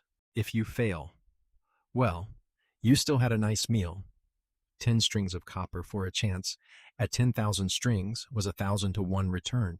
Nobody could resist those odds. The noble family's sons, who had been lining up at Cloud Joy Tower, started flooding across the street toward them. These were exactly the people Yun Kai wanted. World family signs, hoping to win a Chun family estate, would be the ultimate trophy to bring home to their clan elders. Imagine telling your family patriarch that you won a piece of enemy territory through nothing but your intellect. That kind of achievement could transform a minor branch member's entire career. Within minutes, Drunken Immortal House was packed. The old manager scrambled to organize his staff as customers poured through the doors, all demanding 10 strings worth of food and a copy of the puzzle immediately. Some did not even care about the food. They threw down their silver and asked for the puzzle sheet before the wine arrived. Up on the 3rd floor, Yuchi pressed her face against the window and watched the crowd below with her mouth hanging open. She turned to look at him with pure adoration in her eyes, unable to believe what was happening. Yun Kai leaned against the window frame, trying to look cool, and winked at her. She squealed and looked away, then immediately looked back down at the growing mob rushing into their restaurant. Yun Kai chuckled and stopped teasing her. Yun Kai looked across at Cloud Joy Tower instead. People were pouring out of their doors, abandoning their meals to come examine their giant red banner. Yun Kai was not worried about anyone solving the puzzle. This particular Sudoku was a nightmare difficulty level. Back in his previous life, it had taken him an entire night and more than a dozen sheets of scratch paper to crack it. These ancient scholars had never even seen the concept before. They would burn through their half hour without getting close. Yun Kai watched the Cloud Joy Tower's jade stone display sitting unattended as their customers abandoned them for their restaurant. Then Yun Kai turned to Yuchi with a grin and suggested that the poor Cloud Joy Tower looked awfully lonely over there. Maybe they should go across the street and help boost their traffic a little. After all, it would be rude not to visit their neighbors on their opening day. Yuchi trusted him completely now. When Yun Kai suggested visiting Cloud Joy Tower across the street, she did not even question it. She figured it was just being neighborly, the polite thing to do between shops on the same street. On their way downstairs, they passed through the second floor. Every single table was occupied by young nobles and old scholars hunched over their Sudoku puzzles. Some had brought their own scratch paper and were chewing on their brushes deep in thought. The study atmosphere was so intense, it felt like an exam hall. Yun Kai had to smile at that. These people had never encountered anything like this puzzle before, and they were completely hooked. The first floor was even crazier. The place was packed wall to wall with people. Cheng Chumo had organized the family servants into a security team, controlling the flow of customers coming in and going out. Many people did not even bother sitting at proper tables. They paid their 10 strings of copper, grabbed the puzzle sheet, and sat right on the floor to start calculating. Yun Kai saw plenty of head-scratching and ear-pulling going on. Nobody was getting close to solving it. His brother was standing guard at the staircase. When he saw Yuchi and him coming down, he nodded politely to her and then told him his plan was actually working. He estimated that in just the last half hour, nearly 100 people had purchased puzzle sheets at 10 strings each. That was already booming 1,000 strings of copper in revenue. Yun Kai was not surprised. 10 strings might sound like a lot back in their village, but here in Chang'an, it was pocket change for these wealthy families. It was basically the price of one evening at a fancy brothel. These people did not care about the entry fee at all. Cheng Chumo pushed through the crowd to reach them. He was holding an account book, and his attitude toward him had completely changed. He no longer looked at him like Yun Kai was an annoying pest. He showed Yuchi the numbers. 132 paying customers so far, filling every seat on both floors. There were still people lined up outside waiting to get in, but they had to wait for the current round's time limit to expire first. Right on cue, a commotion broke out in the main hall. Someone's half hour had run out, and another customer was trying to physically drag him off his seat. The man being kicked out protested loudly, claiming he was moments away from cracking the puzzle. The one doing the kicking was a young noble surnamed Wang. He demanded that Shumu enforce the time limit. Cheng Chumo handled it smoothly. He told the Wang kid to calm down. Yes, the time limit for the challenge was half an hour, but this was still a restaurant. The failed challenger had paid for food and drink, so he had every right to sit and enjoy his meal. A waiter walked over and placed a red wooden sign on the table reading, "Challenge failed." Cheng Chumo announced loudly that once the timer expired, you could keep eating and even keep working on the puzzle, but your result would not count. Failure was failure. The failed challenger was bitter, but accepted it.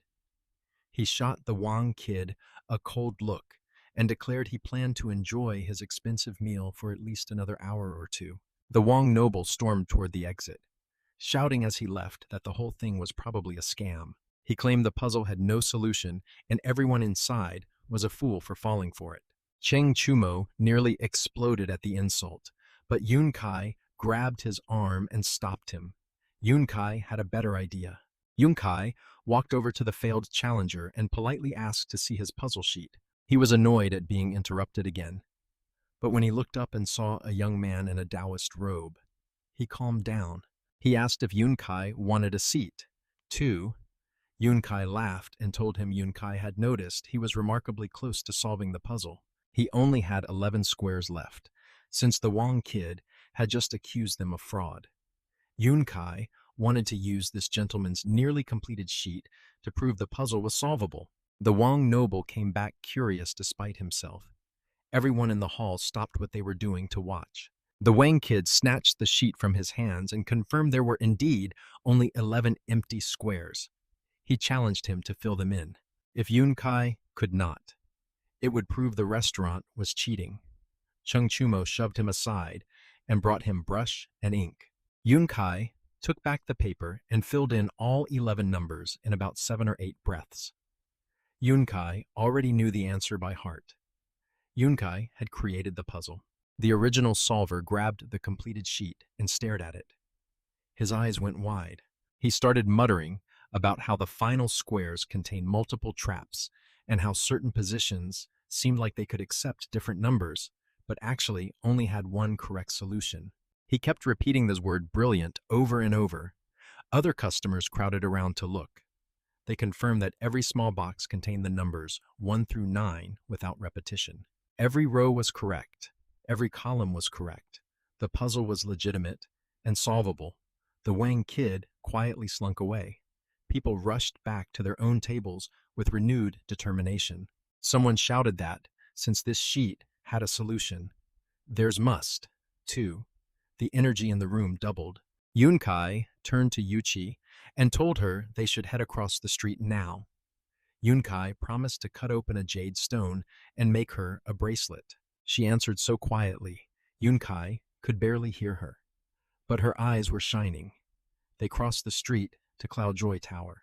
Despite losing a lot of customers to their Sudoku promotion, the place still had decent traffic. Not everyone in Chang'an understood math, so plenty of people had stuck with the jade gambling instead. They pushed through to the display tables where the 20 raw jade stones sat waiting.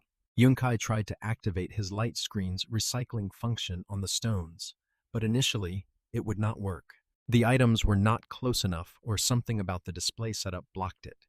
Yun Kai frowned. Yuchi noticed and asked what was wrong. Yun Kai shook his head and told her it was nothing. Then an idea hit him. Yun Kai opened the light screen manually and tried a different approach. The screen flashed with a notification. Item already recycled. Amount credited 1,720,000 yuan. His balance jumped to over 3 million. His jaw nearly hit the floor. The system had somehow already processed the jade. Those were the exact same stones from the Wang family storage room. The ones Yun Kai had recycled the night Yun Kai rescued his sister. Wang Yun had sent his remaining jade stones here for the grand opening promotion without realizing they were already gone from his inventory. The crates his men delivered to Chang'an must have been empty inside. Meanwhile, Yun Kai stood there in the middle of Cloudjoy Tower's entrance, surrounded by their customers, staring at stones that his system said no longer existed. The expression on his face must have been absolutely priceless. Standing at Cloudjoy Tower's display tables, Yun Kai stared at those 20 jade stones and felt a chill run through him. His light screen had just confirmed something incredible. These were the same stones from the Wang family manor storage room, the ones Yun Kai had already recycled the night Yun Kai rescued his sister. The system recognized them as already collected, which meant every single one of these so-called jade-filled stones was now completely empty inside, just hollow rock shells with nothing valuable left in them. The coincidence hit him like a punch. This proved beyond any doubt that the Wang family manor and this restaurant belonged to the same person. The man who ordered his sister's kidnapping was running this business right across the street from Yuchi's restaurant. Yun Kai looked up at the Cloudjoy Tower building as if Yun Kai could see through the walls and find the person responsible. A cold anger settled in his chest. Yuchi noticed his expression and asked what was wrong. Yun Kai shook his head and told her nothing. But inside, a plan was already forming. Since fate had handed him this opportunity, Yun Kai was going to use it to humiliate the Wang family in front of the entire East Market. They hurt his sister. They were going to pay for it today. Yun Kai sent Yuchi back to fetch Cheng Chumo. When he arrived, looking annoyed, Yun Kai pulled him aside and whispered his plan. Yun Kai told him that every single one of those 20 stones was empty, no jade inside any of them. His eyes went so wide, Yun Kai thought they might pop out of his skull. He asked if Yun Kai was serious. Yun Kai told him there was no maybe about it. He could either trust him or forget the whole thing. Cheng Chumo stared at the stones for a long time, his huge eyes gleaming. Then he said he was in. He did not even care about the money. He had wanted to mess with the Wang family for years, and this was the perfect chance. But he insisted that Yuchi and Yun Kai go back to the restaurant and stay out of sight. If things went wrong, he did not want them involved. Yun Kai agreed. This was the kind of loud, aggressive confrontation that suited Cheng Chumo perfectly. Back on the third floor of Drunken Immortal House, Yun Kai stood by the window watching the show unfold below. Yuchi kept staring at him curiously, trying to figure out what Yun Kai had whispered to her brother. Yun Kai told her to stop staring, or Yun Kai would eat her up. She huffed and turned away, but immediately went back to watching the street. Shimu marched up to the Cloud Joy Tower with 7 or 8 family servants and started arguing with their manager. The manager was a Wang family branch member and clearly a capable man, but Cheng Chumo was a military family's eldest son who argued like a battering ram. But the situation kept escalating. Logic bounced right off him. He just kept pushing and pushing until the manager was sweating through his collar. Then the door of Cloud Joy Tower opened, and a man in fine silk robes walked out. His brother standing behind him went tense. He whispered that the man was Wang Yuan, the boss himself, the one who controlled all Wang family business in Chang'an, the one whose manor had held his little sister captive. Yun Kai studied him carefully through the window. Narrow eyes, thin mustache, pale smooth face, an air of quiet menace. Yun Kai told his brother. Yun Kai did not care if he was Wang Yuan or any other celebrity. Anyone who hurt his sister was going to suffer for it today. Down below, Cheng Chumo was startled to see the big boss come out personally, but he did not back down. He loudly complained that he had paid his 50 strings of copper, drunk their wine, and now wanted to participate in the Jade Stone gambling. But he wanted to bet the opposite way. Instead of betting that a stone contained jade, he wanted to bet that his chosen stone was empty. If he was right, Wang Yuan would pay him 100 strings, a 2-to-1 return. Wang Yuan was amused. He glanced up at him, standing in the window across the street. Their eyes met. Yun Kai kept his expression calm and smiled faintly. He could not figure out who Yun Kai was, but Yun Kai could tell his presence bothered him. He agreed to the bet, but he added a condition. If the stone did contain jade, Cheng Chumo would have to return the jade and pay an additional 50 strings on top of what he had already spent. Cheng Chumo agreed without hesitation. The terms were exactly what Yun Kai had predicted they would be. A crowd gathered quickly. New nobility versus old nobility, playing out right here on the street. Everyone wanted to see who would lose face. Cheng Chumo was thrilled by the audience. The more witnesses, the better. He was already imagining how his classmates at the academy would talk about this for weeks. He clapped his hands and called for a jade cutter. His people had come prepared. A man with tools was brought forward within minutes. Wang Yuani twitched. Something was making him nervous, but he could not put his finger on what. Shimu pointed at the largest stone in the display, number 5. The one most likely to contain premium jade based on its size and exterior markings. Wang Yuan relaxed slightly. If any stone was guaranteed to have jade inside, it was that one. His confidence returned, and a small smile appeared on his face. It did not last long. The so-called jade cutter, who was actually just the firewood chopper from their restaurant, picked up an iron shovel and slammed it down on top of the stone with full force. The rock cracked open like an egg. The crowd gasped, expecting to see green jade gleaming inside the broken shell. There was nothing. The stone was completely hollow, just empty rock casing with air inside. No jade, no mineral deposits, no color, nothing. The man held up the broken halves for everyone to see, then walked over and presented the evidence to Chung Chumo. The crowd erupted. People were shouting questions over each other. How was it empty? They were told every stone was guaranteed to contain jade. Had the Wang family been lying? Was this whole promotion a fraud? Some people who understood stone cutting were about to scold the worker for his rough technique, but the empty shell shut them up instantly. There was nothing to damage because there was nothing inside. Shimu grabbed the hollow shell and held it up toward Wang Yuan with the biggest grin on his dark face. He reminded him cheerfully that the deal was 2-1, so that would be 100 strings of copper, please. Then, without waiting for Wang Yuan to recover from the shock, Chung Chumo slapped down another 50 strings and pointed at the smallest stone in the lineup. He shouted for the cutter to crack that one open, too, but before he could finish his sentence, something hit him, and he yelped in pain.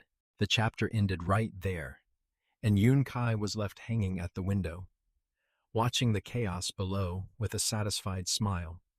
Wang Yuan's face had turned the color of ash. Those 20 stones represented the centerpiece of his entire opening day strategy, and Yun Kai knew for a fact that every last one of them was as empty as a broken promise. Today was going to be a very expensive day for the Wang family. Just as Chung Chumo was about to crack open the second stone, a heavy hand smacked the back of his head. A booming voice told him to stop showing off and get back inside immediately. Chung Chumo spun around, ready to fight, then froze. It was his father, General Chang'an, Yao Jin himself, standing right there in the middle of the street with a face like thunder. Chung Chumo deflated instantly. He looked across at Wang Yuan, who was watching the whole scene with a quiet smirk, then looked up at him in the third-floor window and shook his head helplessly. Yun Kai was confused. The show had barely started. They had only cracked one stone, and there were 19 more sitting there, waiting to be exposed as empty fakes. Why was the old general shutting everything down? Yuchi grabbed his arm with both hands, her face pale with worry. Yun Kai asked her what was happening and who that man was. She hid behind his back and shook her head without answering. His brother told him calmly that the imposing figure down below was General Cheng Yao Jin, the Duke of Su, one of the most powerful men in the empire. Yun Kai watched as Chung Yao Jine turned to Wang Yuan with surprising politeness. He called the whole thing children playing around and asked Wang Yuan not to take it seriously. Wang Yuan bowed respectfully and said the Wang family honored its bets. Whatever was owed, they would pay. The two men exchanged courteous words that carried enough hidden tension to crack stone. Then Xing Yao Jine led everyone back into Drunken Immortal House, behind them.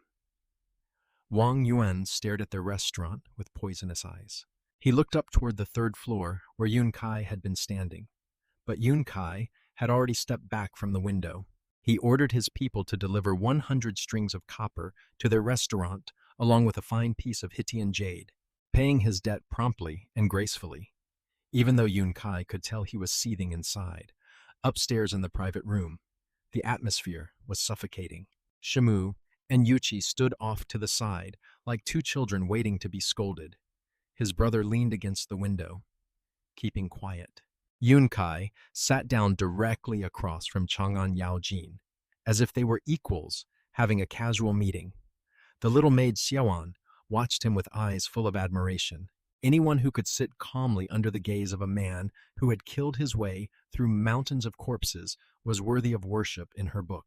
Chun Yao Jine was a terrifying presence, even sitting still. He radiated the kind of pressure that made ordinary people want to drop to their knees. But Yun Kai was not from this world. Yun Kai grew up watching actors play his character on television. To him, He was just a famous historical figure sitting in a chair. And honestly, Yun Kai was more interested in the food on the table than in being intimidated. He stared at him for a long time, trying to make him flinch. It did not work. Finally, he coughed awkwardly and broke the silence himself. He said he had heard that a young man's clever trick had earned the restaurant over 1,000 strings of copper in one morning, and he had come to see this prodigy for himself. He also noted that Yun Kai apparently had talent in evaluating jade stones. Yun Kai shook his head modestly and poured him a cup of wine. Yun Kai started to address him as Duke, but he cut him off. He told him that since Yun Kai was already close with his eldest son and his daughter, Yun Kai should just call him Uncle Chang'an. He said he could still bear that much familiarity. Yun Kai hesitated for only a moment before climbing that ladder happily. Yun Kai called him uncle right away. Cheng Chumo and Yuchi exchanged shocked glances. His brother had a strange expression on his face that Yun Kai could not read. But Yun Kai did not care about formalities. In both his past life and this one, the man was older than him. Calling him uncle cost him nothing and gained him a powerful connection. Uncle Ching asked him how Yun Kai knew the jade stones were empty. Yun Kai told him it was obvious. The stones were wobbling slightly on the display tables. Anyone could see they were hollow inside and had no real weight anchoring them. Yun Kai suggested he go check for himself if he did not believe him. Cheng Chumo ran to the window and stared at the stones across the street. After a moment, he shouted excitedly that Yun Kai was right. The wind was making them rock gently on the tables. He called Yuchi over to confirm. Yun Kai smiled to himself. Of course, they were wobbling. Yun Kai had recycled all the jade from inside those stones, without the heavy mineral core acting as ballast. The empty shells had no stable center of gravity. A stiff breeze was enough to make them tremble. Cheng Chumo came back from the window, looking frustrated. He muttered that they should have cracked open all 20 stones on the spot and collected 2,000 strings from Wang Yuan. His father immediately slapped the back of his head again. Yuchi covered her face with both hands, unable to watch her brother get hit. Yun Kai noticed she quietly shuffled a step closer to him during the commotion, though nobody else seemed to catch that detail. Uncle Chung drained his wine cup and explained why he had stopped them. If they had publicly smashed all 20 stones and exposed them as empty, it would have looked like the Chang'an family was deliberately attacking the Wang family's business. The Wang clan would have used that as justification to openly wage war against all of Chang'an Yawan's commercial interests. Nobody in the nobility would have defended them because they threw the first punch. Yun Kai thought about it for a few seconds and then understood completely. The old general was absolutely right. Yun Kai had been too eager for revenge and nearly made a terrible mistake. Uncle Chung walked to the window and explained the better outcome with a sly grin. The Wang family had publicly declared that those 20 stones were genuine, high-quality jade rough from the kingdom of Gaochang'an. They had only opened one and found it empty. To outside observers, that meant the other 19 probably still contained valuable jade. Greedy people would line up to buy them, and one by one, stone after stone, they would all crack open to reveal nothing inside. Yun Kai stood up and joined him at the window. Yun Kai finished his thought for him. As each customer discovered their stone was hollow, word would spread, but it would not be the Chang'an family's fault. The Wang family had made the claims. The Wang family had sold the promises. When all 20 stones turned out to be worthless, it would be the Wang family's own credibility that collapsed. Uncle Ching nodded, looking very satisfied. They stood side by side, watching the crowd gather around the remaining 19 stones across the street. People were already pushing forward to place their bets, convinced that the next stone would surely contain beautiful jade. After all, the Wang family had guaranteed it. Yun Kai had to admit the old man's strategy was far superior to his. Let the enemy destroy themselves. All they had to do was sit back, eat good food, and watch the fire burn.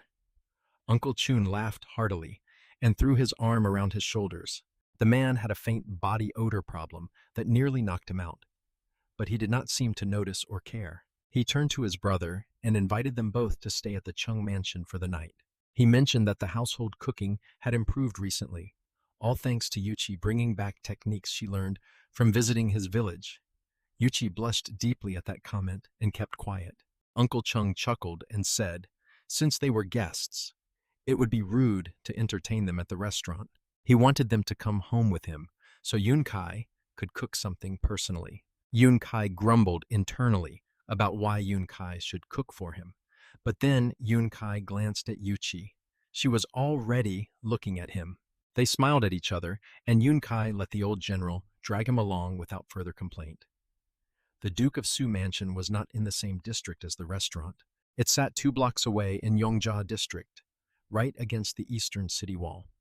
Probably positioned there so Uncle Chang'an could keep an eye on the wall defenses. As they walked through the estate gates, Yun Kai noticed the household staff giving him and Yuchi knowing looks. They were walking side by side, both nicely dressed, and every servant they passed seemed to arrive at the same conclusion. Their faces all said the same thing. They understood exactly what was happening here. Yuchi suddenly quickened her pace and apologetically told Uncle Chang'an she needed to go greet her mother first. He glanced at her, then at him standing there, looking a bit lost, and a tiny smile crossed his lips. He told her to go ahead and to inform her mother that there would be a banquet tonight, and she was invited to join. Yuchi froze for a second.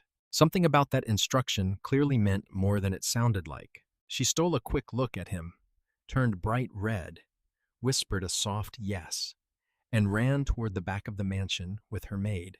Yun Kai had no idea what that was about, but both his brother and Chung Chumo seemed to be thinking very hard about something. Uncle Chun pulled him into a reception hall, and they all sat down. He immediately noticed the leopard skin wrapping on his brother's weapon. Now that Junmai had taken it off his back to sit comfortably, the unusual wide handle was clearly visible. Uncle Chung asked what kind of blade had such a broad grip, but the situation kept escalating. His brother looked at him for permission. Yun Kai nodded. He unwrapped the leopard skin and revealed Frost's sorrow in all its glory. Shimu had seen it before and still gasped at how impressive it looked. Uncle Chun was completely stunned. He wanted to pick it up, but remembered the warrior's code about touching another man's weapon without permission. He respectfully asked his brother if he could examine it. His brother went further than just letting him look. He told Uncle Chung to feel free to test the blade however he wanted. That surprised the old general. Letting someone else swing your weapon meant either deep trust or absolute confidence in the blade's quality. His brother clearly meant the latter. Uncle Chun called for training equipment. Servants brought out wooden posts, straw dummies, and horse leg bones, setting them up in the courtyard where he apparently practiced daily. Cheng Chumo grabbed a bleached horse bone and excitedly held it up as a target. Uncle Chung charged forward and swung. The bone split in half with barely a sound, no cracking or splintering. The cut was perfectly smooth and flat, like slicing through paper. Uncle Chung stared at the clean edge in disbelief. He muttered something about wishing he had owned this blade during a past battle against some rival general. Then he launched into a full demonstration. He moved through the courtyard like a tornado, attacking every target in sight. The only sounds were faint whispers of the blade passing through wood and straw, like scissors through silk. Yun Kai watched with his jaw hanging open. For a moment, Yun Kai genuinely thought Yunki had traveled into a martial arts fantasy novel instead of historical China. This man was inhuman. His brother stood in the doorway, mimicking Uncle Ching's movements, trying to learn his footwork and attack patterns. After about 15 seconds of acrobatics that included several backflips, Uncle Chun landed gracefully in front of his brother without even breathing hard. He grinned and asked how many moves his brother had managed to memorize. His brother admitted honestly that Uncle Chun was too fast and the techniques were beyond his current ability. Uncle Chung laughed and returned the blade, casually mentioning he felt a bit rusty since he had not exercised in a while. Yun Kai cursed him silently. Rusty, right. The man had just performed superhuman feats and called it stretching. Back inside, serving girls brought tea and snacks. Every single one of them found an excuse to peek at his face before giggling and running away. Yunkai touched his cheek, wondering if Yunkai had food stuck somewhere. Then an older woman in formal servant attire entered the hall. She greeted Uncle Chung and announced that the lady of the house wished to meet the young master. Surnamed Shi. Before Yunkai could even ask a question, she was already standing in front of him with a polite bow, asking him to follow her to the back garden. Yunkai looked at Uncle Chung for guidance. He just nodded casually and said Yunkai should go. It was something that had to happen sooner or later. The old woman covered her smile with her hand and gestured for him to follow. His brother stayed seated, pretending not to see the desperate look Yunkai shot him. The estate was enormous. Yunkai walked for 2 or 3 minutes before reaching a courtyard with a bamboo pavilion. Inside stood Yuchi next to an elegant noblewoman. They were chatting and laughing, but stopped when they saw him approaching. Yuchi immediately buried her face and stood off to the side, sneaking glances at him through her hair. Meanwhile, the noblewoman studied him openly. She looked momentarily confused by his daïst robes, but then smiled warmly and waited for him to come pay his respects. Yunkai understood immediately who she was. Lady Che, Yuchi's mother, quite possibly his future mother-in-law. His survival instincts kicked into overdrive. Showing up empty-handed to meet your potential mother-in-law was unforgivable in any century. As Yunkai rounded a decorative rock formation, Yunkai quickly opened his light screen and purchased a gift. When Yunkai reached the pavilion, Yunkai pretended to reach into his wide daïs sleeve and pulled out the item. Yunkai told Lady Chu that Yunkai had not known what she might like, but Yunkai had recently acquired something interesting from a foreign merchant and hoped she would accept it. Yunkai handed the object to the old servant woman. She took it, glanced down, and screamed. The thing went flying out of her hands. His heart nearly stopped. Yunkai lunged forward and caught the object before it hit the stone ground. If it had shattered, that would have been a disaster. Yuchi and her mother had both jumped at the scream, but Lady Che was a woman of experience. She quickly realized Yunkai would not bring anything dangerous as a gift. She looked more carefully at the object in his hands, and her eyes went wide. She whispered the words like a prayer. A crystal treasure mirror. What Yunkai was holding was a simple handheld glass mirror, something worth pennies in his old world. But in the Tang Dynasty, clear glass mirrors did not exist. People used polished bronze that gave blurry, dark reflections at best. What Lady Che was seeing was her own face reflected back with perfect clarity for the first time in her life. Back at the Chung mansion, the mood was celebratory. Cartloads of copper coins rolled into the family treasury from the drunken immortal house profits. The accountant could not stop grinning. A business that had only ever lost money had just earned over 5,000 strings in a single day. In the courtyard, his brother was getting a personal martial arts lesson from Uncle Chang'an. The old general was teaching him a footwork technique through live sparring, feeding attacks for his brother to block and counter. They went back and forth like father and son, which was ironic because Chung Chumo, the actual son, was sitting on the sideline looking delighted. He was thrilled that someone else had volunteered to be his father's punching bag for once. Yunkai could practically see him scheming to make his brother his sworn brother, just so the beatings would permanently transfer to a new target. Meanwhile, Yunkai was in the back garden drinking tea brewed in the traditional boiled style. Watching Yuchi and her mother fight over the mirror Yunkai had given Lady Chu. The two of them looked more like sisters than mother and daughter. Lady Chu was only 33, well-maintained, and spoke with a youthful energy that did not match the image of a stern, noble woman. She hip-checked Yuchi aside and told her to stop grabbing at the mirror. If she wanted one, she could ask him herself. Surely Yunkai would not leave her without one.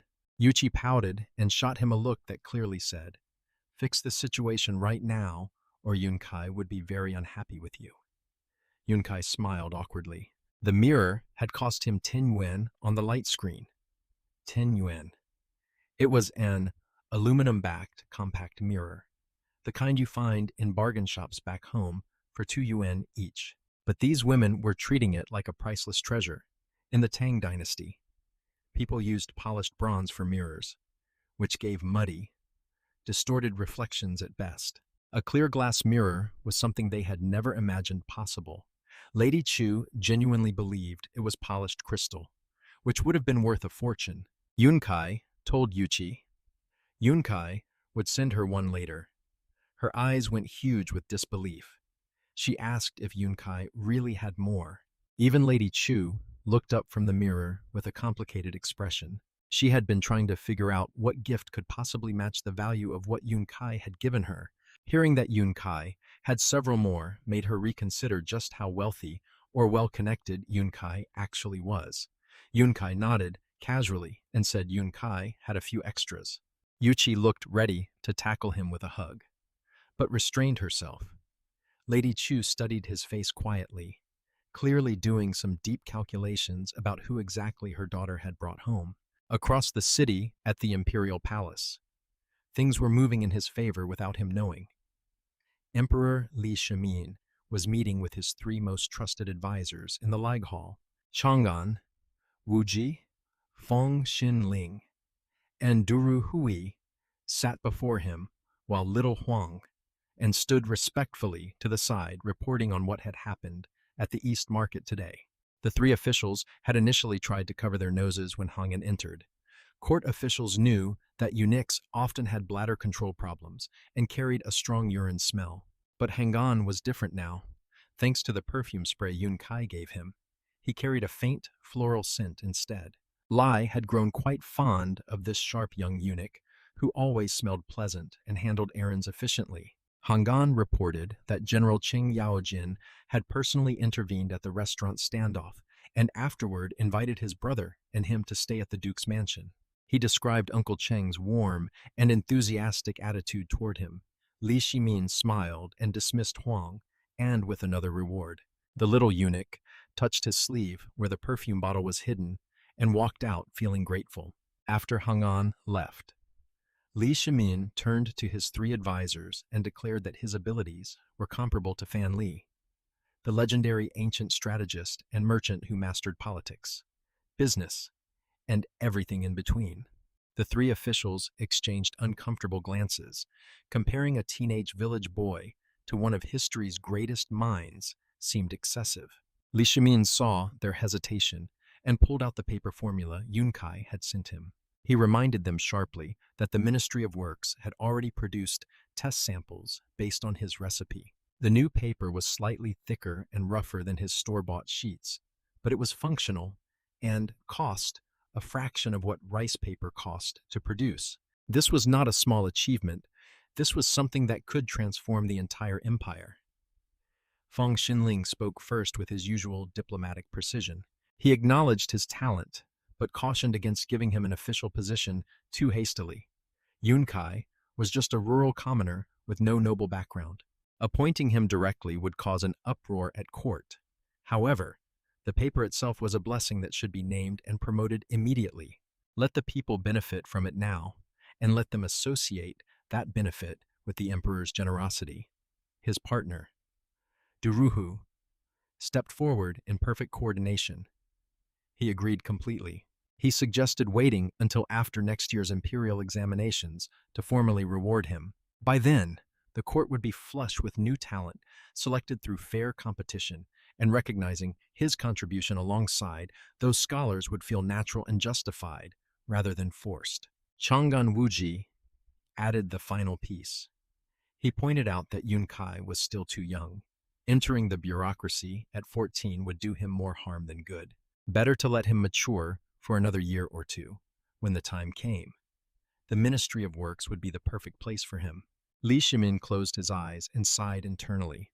His real plan had been much more ambitious. He wanted to marry one of his princesses to him, binding him to the imperial family permanently.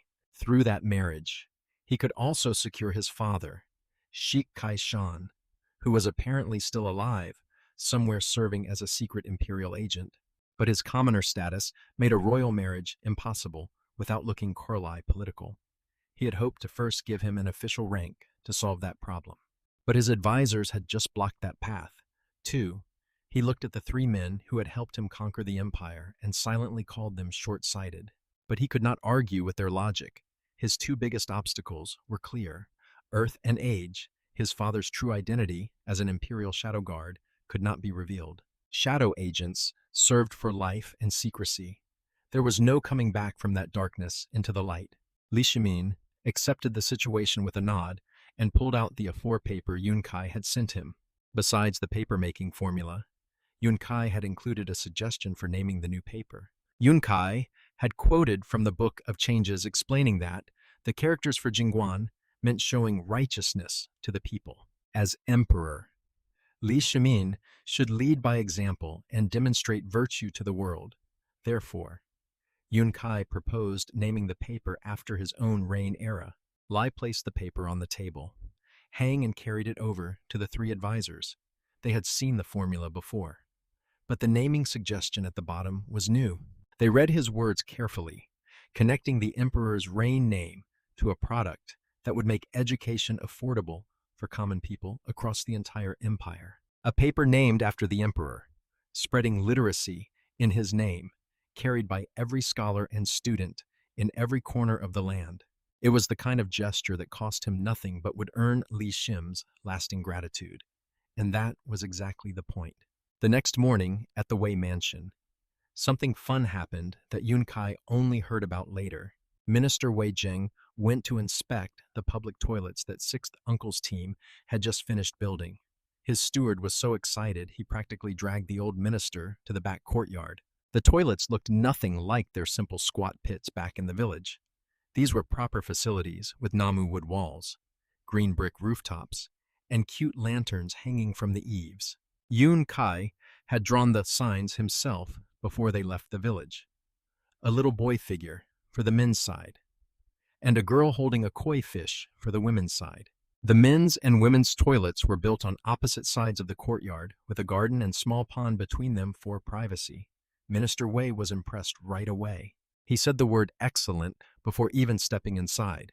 The exterior blended perfectly with the rest of his elegant courtyard. It did not look like a toilet at all. It looked like a small garden pavilion. Inside, the steward showed him the urinal trough first. At one end was a bamboo tap connected to a water tank on the roof. Turn the tap, and water rushes down through the trough, washing everything clean instantly. Wei Jing understood the concept immediately. Flush after use, and the toilet stays spotless all day. Simple, but brilliant for this era. Then the steward opened a stall door to reveal the real masterpiece.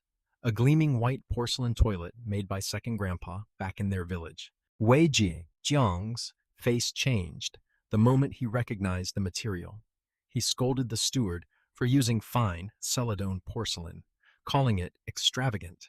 But the steward laughed and explained the numbers. The Wei mansion had 4 toilets with 12 porcelain bowls total, and the whole lot cost only 4 strings of copper. But the situation kept escalating. That was less than half the price of a decent dinner ware set from the fancy shops. Wei Yang's eyebrows shot up in surprise. The steward added that Sixth Uncle had only charged 10 strings of copper for the entire construction job, not counting the wood that the Wei family supplied themselves. Wei Jing agreed that was extremely reasonable. Then the steward asked if the minister wanted to try the toilet. Wei Jing looked embarrassed, but nodded. He sat down to test it. Over at the East Market, Yun Kai was saying goodbye to Cheng Chumo outside the drunken immortal house. Their group was ready to head home. Yun Kai had been away from the village for 2 days, and Yun Kai was getting anxious about things back there. After everything that happened with his sister being kidnapped, Yun Kai did not want to leave the village unprotected for too long. Cheng Chumo had warmed up to him considerably over the past 2 days. His family's elders had clearly given their silent approval of his relationship with Yu Qi, so he could not really object anymore, even if he wanted to. While saying goodbye, he was talking to him, but his eyes kept drifting to the leopard skin bundle on his brother's back. He wanted that sword badly. His brother noticed the staring and quickly tightened the straps holding Frost's sorrow. After sparring with Uncle Chung for 2 days, his brother had learned an important lesson about not casually showing off your primary weapon. From now on, he would not even let people touch it, let alone borrow it. Yun Kai laughed at the situation and made Chung Chumo an offer. If he came to visit their village with Yuchi and stayed for a few days, Yun Kai would give him a blade made from the same material. His eyes lit up immediately. He said he would figure out how to make the trip happen and would definitely bring Yuchi along. That was exactly what Yun Kai wanted to hear. The more Yuchi visited, the closer they would become. And having Chung Chumo as an ally within the Chung family was valuable. 2. After partying with Chung Chumo, Yun Kai did not head straight for the city gate. Instead, Yun Kai led everyone deeper into the East Market. Winter was approaching fast, and their entire village still wore thin summer clothes. Some families back home had been sharing a single padded coat among all their members, taking turns wearing it when they went outside. That was going to end today. Yun Kai told sixth uncle they needed to buy fabric and cloth in bulk. He agreed enthusiastically and patted the bundle under his arm. He wanted to pick up small gifts for the children, too, since it would be a shame to visit the capital and return empty-handed. Yun Kai pulled out a silk pouch and tossed it to sixth uncle without even looking inside. It was the one they had taken from those 4 Turkish soldiers Yun Kai killed during their first encounter. His brother had been carrying it ever since. Sixth uncle opened it right there in the street and counted the contents. His face went pale. 20 taels of silver. He told him that was enough to buy a full year's worth of clothing for every single person in their village. Yun Kai shrugged and told him to spend all of it. Winter was coming, and Yun Kai was not going to let anyone freeze. Not the original villagers, and not the new workers either. The village people who had come along for the toilet construction job stared at him with red eyes. Half of them were from their village, and half were outside laborers. The villagers looked grateful. The hired workers looked envious. But Yun Kai had already decided in his heart that anyone who worked for him was one of his people. They would all get new winter clothes. Sixth uncle stopped arguing and led the workers away to start a shopping spree through the fabric merchants. Yun Kai watched them disappear into the crowd, then turned to his brother with a grin. Yun Kai told him they had their own shopping to do. He nodded and followed him. But the moment Yun Kai walked toward a cosmetics and perfume shop, his dark face turned red. He stammered and asked what exactly Yun Kai was planning to buy in there. Yun Kai laughed at his embarrassment and told him to relax. Yun Kai needed to buy some nice things for their mother. She had been working non-stop, managing the pickle workshop and worrying about them constantly. She deserved something pretty. And besides the gift for their mother, Yun Kai also needed to pick up some raw materials, ingredients for products. Yun Kai had been thinking about making perfumes, soaps, scented oils, things that women in the Tang Dynasty would pay good money for, things that currently did not exist in this world, but lived clearly in his memory from a future 1,400 years away. His brother followed him into the shop without further protest. He trusted him enough by now to know that behind every strange decision Yun Kai made, there was usually a plan that ended with their family being richer and safer than before. And he was right. Today's shopping trip was about more than buying cloth and cosmetics. It was about planting the seeds for their next wave of products. The food business had gotten them started. The magazine had made them famous. Now it was time to conquer the beauty market and make ourselves truly untouchable. The day after they got home, Yun Kai called everyone in the village together on the East Hill. Yun Kai climbed up onto their big flat stone that usually serves as a bench or dinner table. But today would be his stage. Sixth uncle was already there, hauling bolts of cloth and stacking them on the ground beside him. Most of it was plain gray hemp fabric, but tucked underneath were several bolts of colorful silk that Yun Kai had bought separately. Yun Kai pulled out a list Yun Kai had written the night before. It was a detailed plan for distributing rewards to everyone based on their work performance. Yunkai wanted to be completely transparent about how Yunkai ran things. People who worked harder would get more. That was his rule, and Yunkai was not going to hide it. First came the basic distribution. Every single person in the village would receive new cloth for autumn clothing. Yunkai used Auntie Zhao as an example. Her household had 6 people, 3 adults and 3 children. Adults got 4 feet of cloth each, and children got 2 feet each. That added up to 18 feet total, just enough for one complete outfit per person. Ugly Auntie and Dio stood ready with scissors and a measuring rope. They cut the fabric right there on the spot and handed it to him. When Yunkai called Aniha forward and placed the cloth in her hands, she could barely believe it. She asked if Yunkai was joking. Yunkai told her this was no joke. All 178 people in the village would get new clothes this autumn. The woman's eyes filled with tears immediately. She was not the only one crying. All around the circle, women were hugging their children and elderly mothers, sobbing with happiness. Many of these families had never owned new fabric in their lives. They had been wearing the same threadbare rags for years, patching holes until there was more patch than original cloth. After every household received their share of hemp fabric, people started noticing something. A few families had not collected any cloth yet. His own family was obvious, since they already had nicer clothes. But second grandpa, third uncle, sixth uncle, and a few others were also standing empty-handed. Some sharp eyes, especially old man Tian from the horse field, kept glancing at the colorful silk bolts still piled at his feet. Yunkai let the curiosity build for a moment, then announced the next part. This was the award ceremony for outstanding workshop performance. Anyone not working at his operations could leave if they wanted. Nobody moved. By now, almost every family had at least one member working in one of his workshops. Even old man Tian stayed, though his horse breeding business was separate from his. He stood there with furrowed brows, clearly thinking hard about something. Yunkai picked up his list and stated his philosophy plainly.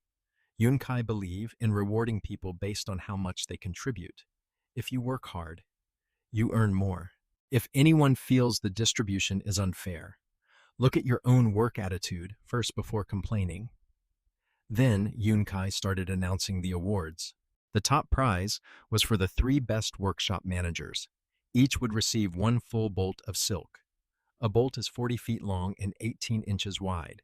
That is enough material for multiple outfits of the finest quality. In this era, only nobility wore silk. The moment Yunkai said the word, the crowd went silent with shock. The first outstanding manager was third uncle from the printing workshop. He had been working day and night without sleep to produce the magazine. The man was standing in the crowd, feeling sorry for himself because his wife worked harder than him, and he thought he did not deserve anything special. When DeBio ran over and placed a bolt of blue silk in his hands, third uncle just stood there frozen. Aunt Hua, his wife, looked even happier than him. In their household, she controlled the finances, so that silk was essentially hers. The second outstanding manager was Ugly Andy from the kitchen. She had been running the food operations since day one, managing breakfast for the village, producing thousands of buns daily for the postal station orders, and never once complaining about the workload. When Yunkai called her name, she barely paused before walking up and selecting a bolt of red silk for herself. No false modesty from that woman. She knew she had earned it. The third name required a small speech. Yunkai told everyone. Yunkai had considered many candidates and weighed many factors. Meanwhile, but in the end, one person stood out as truly deserving. Yunkai looked toward Anya. Aunt Hua. She was still so overwhelmed by her husband's silk prize that she had not even noticed the entire crowd turning to face her. The women standing near her had to tug her sleeve and tell her she had been chosen too. Her family now had 2 bolts of silk. Anna looked at him with absolute disbelief. When DeBio handed her a bolt of red silk, she broke down completely. She hugged the fabric to her chest and wept so hard that third uncle could not calm her down no matter what he said. Yunkai had not expected such a strong reaction, but Yunkai understood it. Since becoming manager of the dried fish workshop, Aunt Hua had been the hardest working person in the entire village. She met her daily quota of 300 jin of fish every single day. After finishing her own work, she would go help in the kitchen, then the pickle workshop, and sometimes even chop wood for sixth uncle's crew. She never stopped and she never asked for anything extra. There was no way Yunkai could overlook someone like that. After the manager awards, Yunkai moved on to outstanding individual workers. There were more of these. Each received 10 feet of new silk, blue for men and red for women, if anyone preferred the other color. They could trade among themselves. The crowd buzzed with excitement. Workers who had been putting in maximum effort every day without any special title or position finally saw that their dedication had been noticed. At noon, Yunkai hosted a private lunch in his family's courtyard for all the workshop managers. They sat around the stone table drinking fruit, wine, and eating good food. Yunkai raised a toast to second grandpa and sixth uncle first. They had not won outstanding manager awards this time. Second grandpa had done excellent work with the pottery workshop, making pickle jars and developing the porcelain toilet. But before Yunkai could finish his apologetic speech, the old man cut him off with a wave. He told him not to bother with the guilt routine. He was not that fragile. If he did not win this time, there would be a next time, and he fully expected him to send him some rare treasures come the New Year's celebration. Yunkai laughed and completely lost his train of thought. Sixth uncle poured himself another drink and told him not to feel bad. He said everyone could see that third uncle, Aunt Hua, and Ugly Annie had genuinely earned their awards. Third uncle, in particular, had transformed from someone the village had written off as irresponsible into a man who worked through the night producing books that were now famous across the capital. Sixth uncle raised his cup to third uncle and said he truly respected him. Now this was the kind of man their village needed, watching his people celebrate, argue about silk colors, and toast each other with cheap fruit wine. Yunkai felt something settle in his chest. This was what Yunkai was building, not just a business, a community where effort was rewarded and loyalty was returned 100-fold. The village that had been starving and hopeless just weeks ago was becoming something real. 3 days after returning from Chang'an, life in the village had settled into a good rhythm. The awards ceremony was still the hottest topic around. Everyone was working twice as hard, hoping to earn recognition at the next round. Third uncle was especially fired up. He ran the school and the new printing workshop like a man possessed, publishing 2 issues of the magazine per cycle, right on schedule every rest day. Yunkai was sitting by Mulan Creek with his little sister, pretending to fish.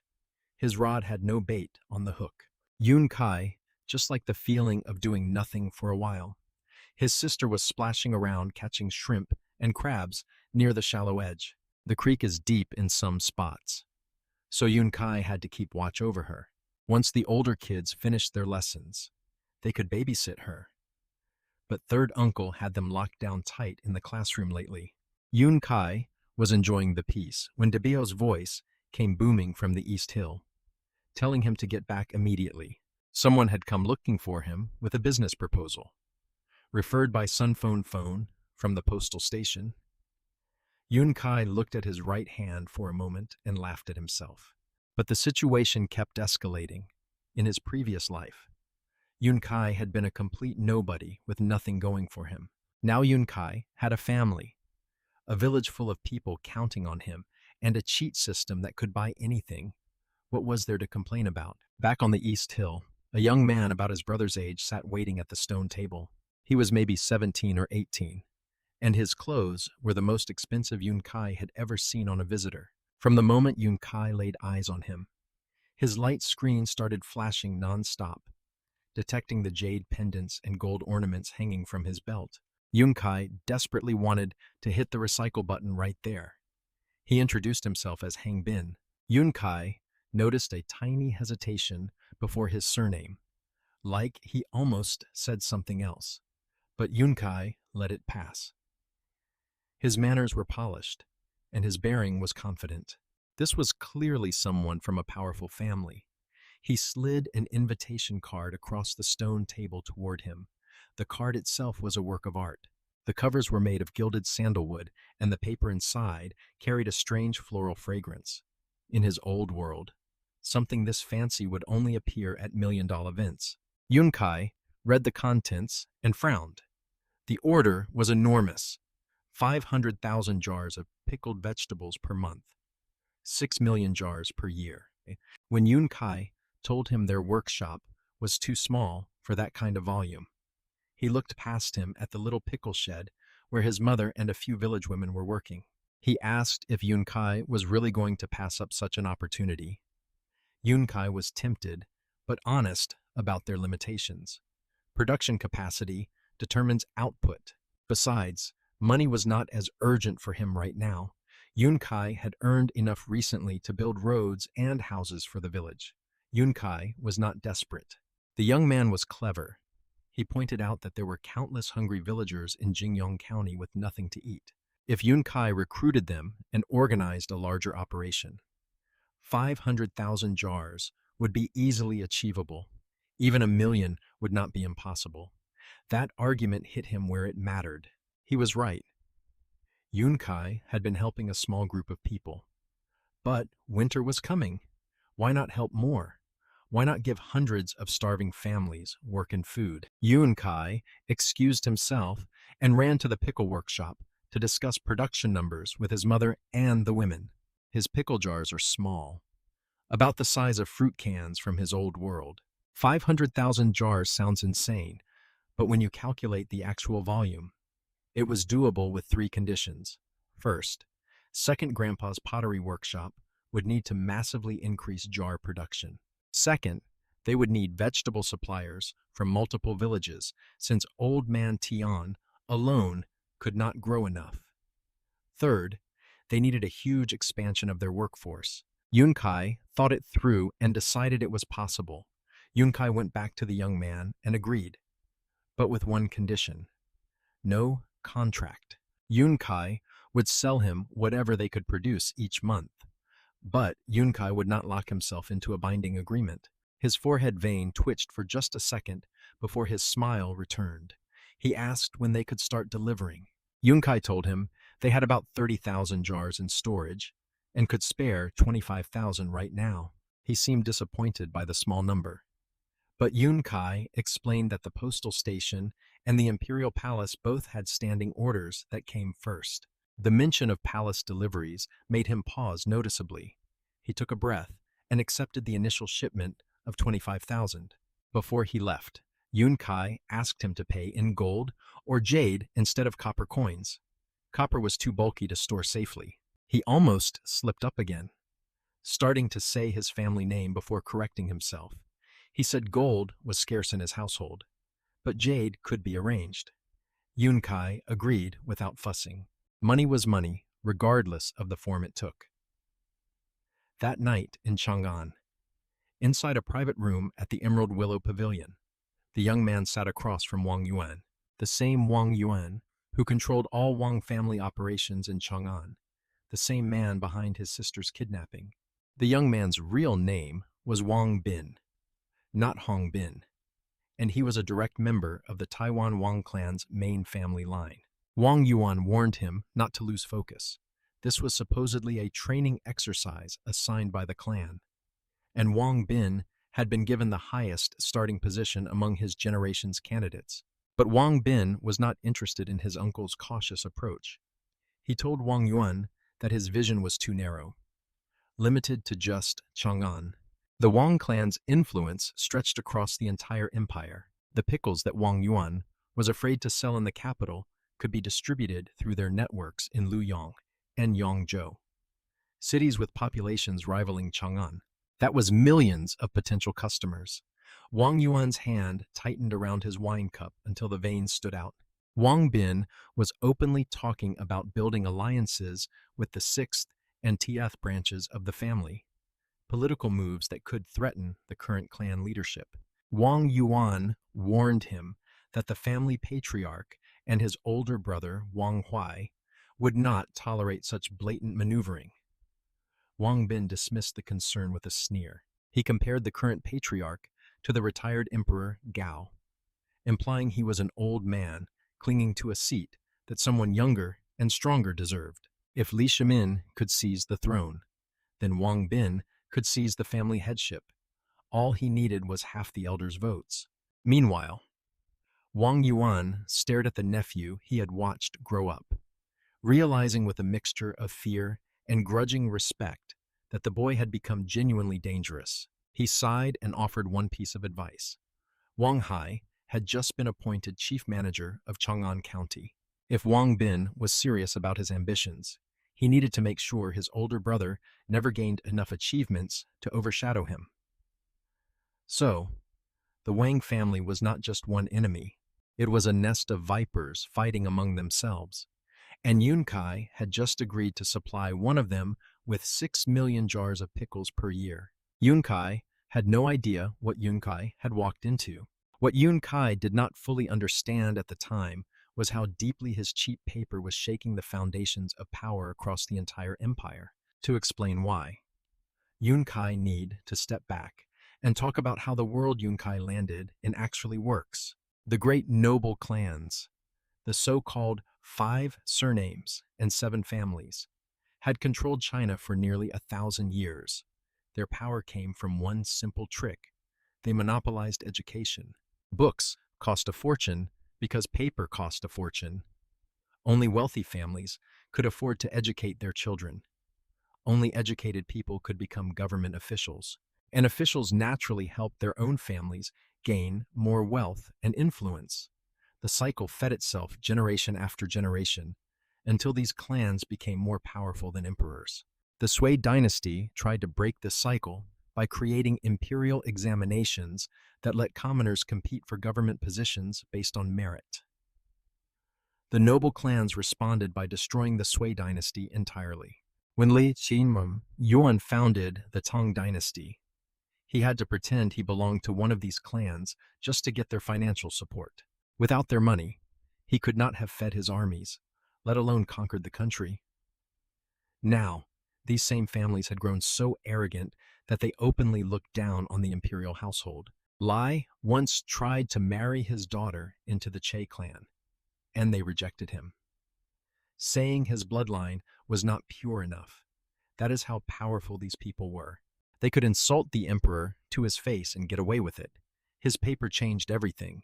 When Li Shimin stood before the entire court and announced that the Ministry of Works had successfully produced Jinuan paper at 10 coins per bundle, the noble clan officials immediately started whispering among themselves. They understood exactly what this meant. Cheap paper meant cheap books. Cheap books meant poor families could finally educate their children. Educated commoners meant competition for government positions that the clans had monopolized for centuries. One invention threatened to unravel 1,000 years of carefully accumulated power. Lai did not silence the whispering. He just smiled and exchanged knowing glances with Chang'an Wuji, Feng Xian, Ling, and the other new nobility officials. This was their victory. The new nobles, who had risen alongside Li Shimin, had always been crushed under the weight of the old families.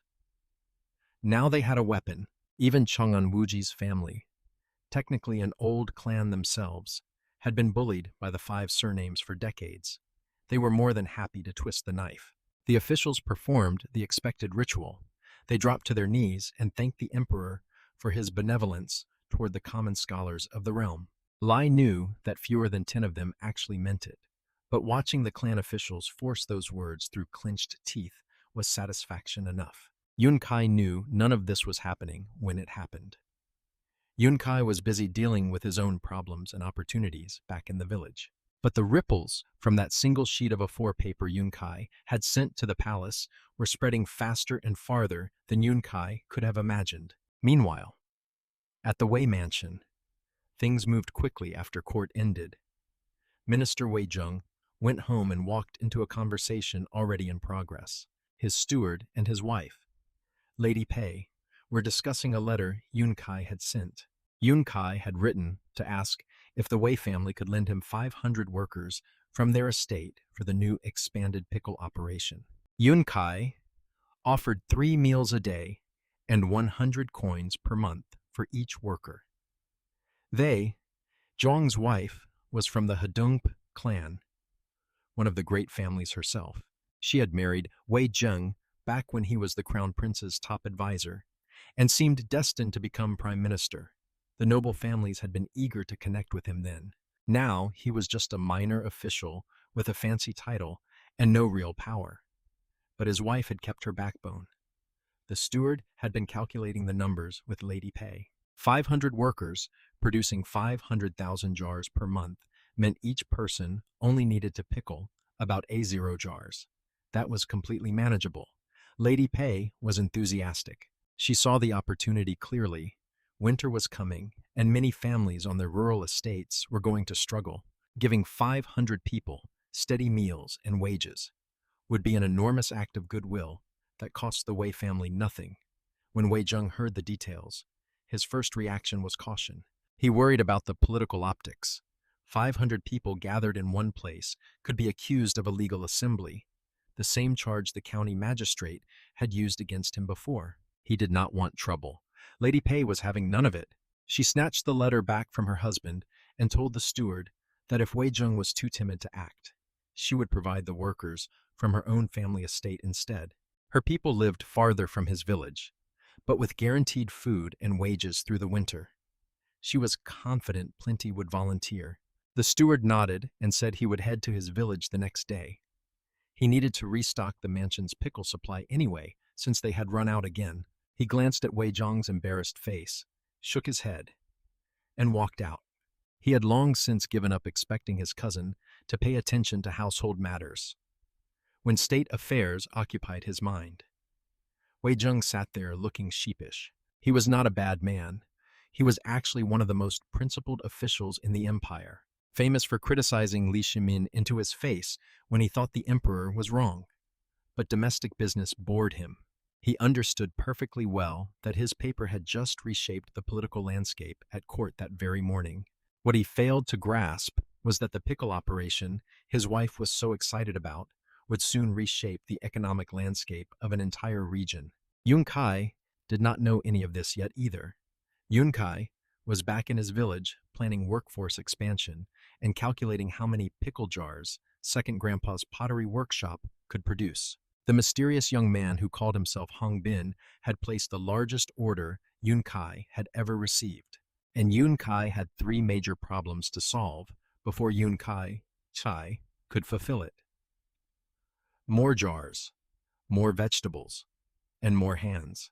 What Yun Kai also did not know was that Hang Bin was actually Wang Bin, a direct heir competing for leadership of the Taiwan Wang clan. He was not buying his pickles out of kindness. He was using his product as a chess piece in a family power struggle that stretched across 3 of China's largest cities. And Wang Yuan, the man who had kidnapped his sister, was now caught between his loyalty to the current clan leadership and his nephew's naked ambition. Yun Kai was a 14-year-old boy selling pickled vegetables. They were 1,000-year-old aristocrats playing games with empires. Somehow, their paths had gotten tangled together, and Yun Kai had a feeling that before this was over, one side was going to swallow the other whole. The new pickle workshop needed a proper location. Their village is tiny. Just 1 instant stick's worth of walking to circle the whole place.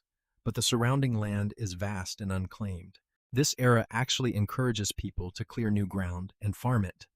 Yun Kai picked a hillside about 500 paces downstream from Milan Creek. One side faces the sun, perfect for drying vegetables. The other side stays shaded, ideal for storing fermented pickles. The creek is close for water. Sixth uncle loved the spot too because the hillside was covered with trees he could cut down for building materials. 500 workers showed up from the Wei estate. They were technically servants who had come with Lady Pei as part of her dui when she married Wei Zheng. In this era, they are called tenant farmers, but honestly, they are closer to slaves. The 100 coins per month Yun Kai pay goes to Lady Pei first. Whether she passes any of it to the workers is her business, not his. Yun Kai could not fix every injustice in this world. Not yet. Anyway, the Wei family steward stood beside him on the hillside, watching the construction begin. He patted his shoulder and told him Yun Kai had done well. But the situation kept escalating. He said the powerful people above him were willing to provide cover so Yun Kai would not become a target. Yun Kai agreed with a smile and said Yun Kai liked his current quiet life. But Yun Kai told him Yun Kai had a feeling things would change once Yun Kai turned 15 next year. He gave him a curious look and asked what Yun Kai meant. Yun Kai did not answer. Yun Kai just had this gut feeling that his peaceful days were numbered. Construction moved fast with 500 strong backs working together. The workshop would be finished in 3 or 4 days at most. Since there was nothing useful Yun Kai could do on the construction site, Yun Kai walked the steward back to the village, fed him a good meal, loaded 200 jars of pickles onto his cart as a thank you gift, and sent him home happy. But Yun Kai had more pressing business waiting. Back at his house, a woman in her late 30s was chatting warmly with his mother in the courtyard. This was his Aunt Luing, his mother's younger sister, and her only surviving family. She was the one relative they actually stayed in contact with. When Yun Kai walked in, both women looked at him with gentle eyes. His aunt waved off his apology for making her wait. She said Yun Kai had grown up a lot since she last saw him. No longer the quiet, gloomy boy she remembered. Yun Kai laughed awkwardly. That gloomy boy was the original owner of this body, not him. His aunt got straight to the point and asked why Yun Kai had invited her here. Meanwhile, Yun Kai pulled a small white plastic medicine bottle from his pocket and placed it carefully on the stone table. Both women stared at it with curiosity. Yun Kai took a breath and said something that changed the mood instantly. Yun Kai told his aunt that Yun Kai knew her daughter, his cousin Langer, had been sold to the Wang family estate by her gambling husband. His aunt's face went dark with pain. She nodded quietly and said that by the time she found out, it was already too late to stop the sale. Yun Kai pushed the medicine bottle toward her and made his offer. Yun Kai would pay to free his cousin from the Wang estate and give her a home in their village with a respectable job. She would never have to serve those people again. But Yun Kai needed her help first. Just 20 days. His aunt picked up the bottle and examined it. She had never seen plastic before and had no idea what the strange white material was. Yun Kai unscrewed the cap and tapped out a single small white pill. Yun Kai explained that the people who kidnapped his little sister were from the Wang estate. His mother tensed up beside him. She knew the story and was still shaken by it. His aunt's eyes narrowed. She asked if Yun Kai knew the identity of the person responsible. Yun Kai looked at his mother and said yes. Not only did Yun Kai knew who it was, Yun Kai had met him face to face in Chang'an. The man's name was Wang Yuan, the chief manager of all Wang clan operations in the capital region. Yun Kai explained what the pills did. A woman who takes them suffers no ill effects whatsoever. But if a man consumes them regularly for 20 days, something very interesting happens to his body. The pills dissolve in water with almost no color or taste. They would not kill anyone. Yun Kai made that clear, but the effects on the male body would be permanent and deeply unpleasant. His aunt studied his face carefully. She asked if there really existed a poison that only harmed men and left women untouched. Yun Kai hesitated at the word poison, but honestly, she was not wrong. For a man, what these pills did was arguably worse than poison. Yun Kai confirmed that the substance only affected males and worked gradually over 20 days. No sudden symptoms, no suspicious illness, just a slow, invisible transformation. His aunt did not ask any more questions. She had expected him to ask her daughter to assassinate someone. Learning that the mission was far less dangerous put her at ease. She took the bottle and promised her daughter would handle it. That evening, His aunt did not go straight home. She detoured to the Wang family estate and met with his cousin in secret. She told Chinger everything. When his cousin heard that the Wang family had kidnapped her little cousin, the 4-year-old girl she had bounced on her knee as a baby, she did not look surprised. She looked furious. She clenched the medicine bottle and agreed immediately. Then she said something unexpected. Besides Wang Yuan, there was another person she wanted to target. She asked her mother to get a second bottle from him. His aunt was alarmed and asked carefully whether someone had heard her inside the estate. His cousin shook her head. It was not her who had been violated. It was another girl who had entered the estate with her. A friend who had suffered things his cousin refused to describe. His aunt felt a mix of relief and horror. Her daughter was safe for now. But how long before it was her turn? His cousin gripped the bottle tightly and gave her mother a reassuring look. She promised to protect herself and asked again for the second bottle. Back in the village, Yunkai sat alone reading the instruction sheet that came with the medicine. The first 4 characters of the label told him everything Yunkai needed to know about what these pills would do to Wang Yuan's body. Yunkai looked toward the north in the direction of the Wang family estate and pictured that man's thin, smirking face with his narrow eyes and wispy mustache.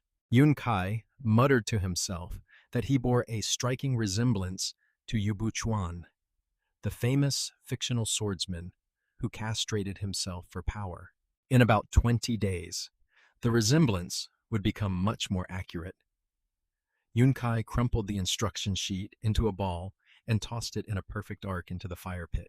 Then Yunkai spoke to the empty air one last time. Yunkai said that whether Wang Yuan ended up like Yubuan or the Eastern Invincible, it did not matter. He chose to mess with his family. Now, Yunkai was going to play this game with him all the way to the end. After his aunt left, his mother sat on the stone bench looking troubled. She kept glancing at him like she wanted to say something, but could not find the words. Yunkai was playing hopscotch with his little sister in the courtyard, pretending everything was normal.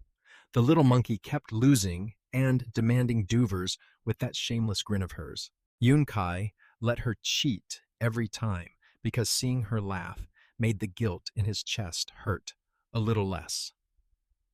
His mother understood more than she let on. She knew his sister's kidnapping happened because of his growing business.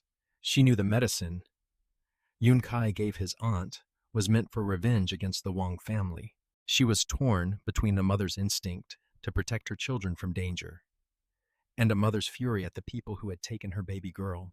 Yunkai watched her face shift from worry to acceptance and back again several times before Yunkai finally called out to her softly. She looked up.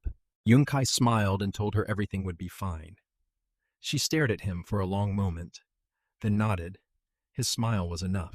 His sister noticed the exchange and abandoned their game to run over and grab their mother's leg. She dragged her back to the hopscotch grid and started explaining the rules with the authority of a tiny general. His mother laughed and scooped her up for a kiss on the forehead. For that one moment, the 3 of them were just a normal family enjoying an autumn afternoon. Meanwhile, 5 miles away at the Jingyong postal station, Constable Chai was dealing with an unexpected problem on his behalf. The station had transformed completely in recent weeks. Baked goods, pickles, and his magazine had replaced mail delivery as the primary revenue sources. 2 was riding high. People came from everywhere trying to learn his supply connections, offering serious money for information. He kept his mouth shut every time. The old fox understood that his position depended on being the exclusive middleman between his village and the outside world. But that morning, when he came to pick up his daily bun order, he noticed something that worried him. The 500 workers Yunkai had hired for the new pickle workshop all came from Lady Pei's estate, which was over 10 mi away. Not a single person from the neighboring villages around their area had been selected. This was creating resentment. The surrounding villages had been watching their rise with growing interest. Many families were desperate for work. When word spread that Yunkai was hiring 500 people, they assumed at least some positions would go to them. Learning that every spot went to outsiders felt like a slap in the face. They did not understand the politics behind it. They did not know that Minister Wei Zheng had blocked his own estate workers and his wife had supplied hers instead. All they saw was that Yun Kai had chosen strangers over neighbors. Che pulled him aside and explained why this mattered. He gave him two examples that hit home immediately. First, if his workshops ever caught fire, not a single neighbor would bring a bucket of water to help. Yun Kai had snubbed them today, so tomorrow they would watch him burn with cold eyes. Second, the land and water sources between villages were shared by tradition, but only as long as everyone got along. The moment goodwill disappeared, disputes over streams and fields could turn violent fast. Yun Kai had seen enough rural dramas on television to know he was right. Villages fighting over water rights was a real thing that destroyed communities. Yun Kai needed to fix this before the resentment hardened into something permanent. The pickle workshop was full. Yun Kai could not add more workers there, but Yun Kai still needed people for many other projects. The pottery workshop required massive expansion to produce enough jars for 500,000 pickles per month. Yun Kai needed farmers to grow more vegetables across multiple villages. Yun Kai needed laborers to clear new land, build roads, and construct housing. The list of tasks was enormous and growing every day. Yun Kai asked to handle the recruitment announcement. He was the local authority figure that people trusted, and he knew every village chief within 20 meters. He agreed immediately and headed back to the station to spread the word. That afternoon, the postal station hall was packed with village leaders and desperate families who had heard the news. Chu climbed onto a table and addressed the crowd with his booming voice. He explained that Yun Kai had originally planned to hire from the nearest village, but someone else had gotten there first. He told them not to be discouraged because there were plenty of other positions available. An elderly village chief spoke up first. He understood the situation and asked directly how many people the pottery workshop needed. Before Tu could answer, everyone started shouting questions at once. Some worried that only 50 spots were available, like last time, which would barely make a dent for communities numbering in the thousands. Then several women from a village called Zhangxiao pushed to the front carrying baskets. They lifted the straw covers to reveal carefully washed eggs. They begged to put in a good word for them.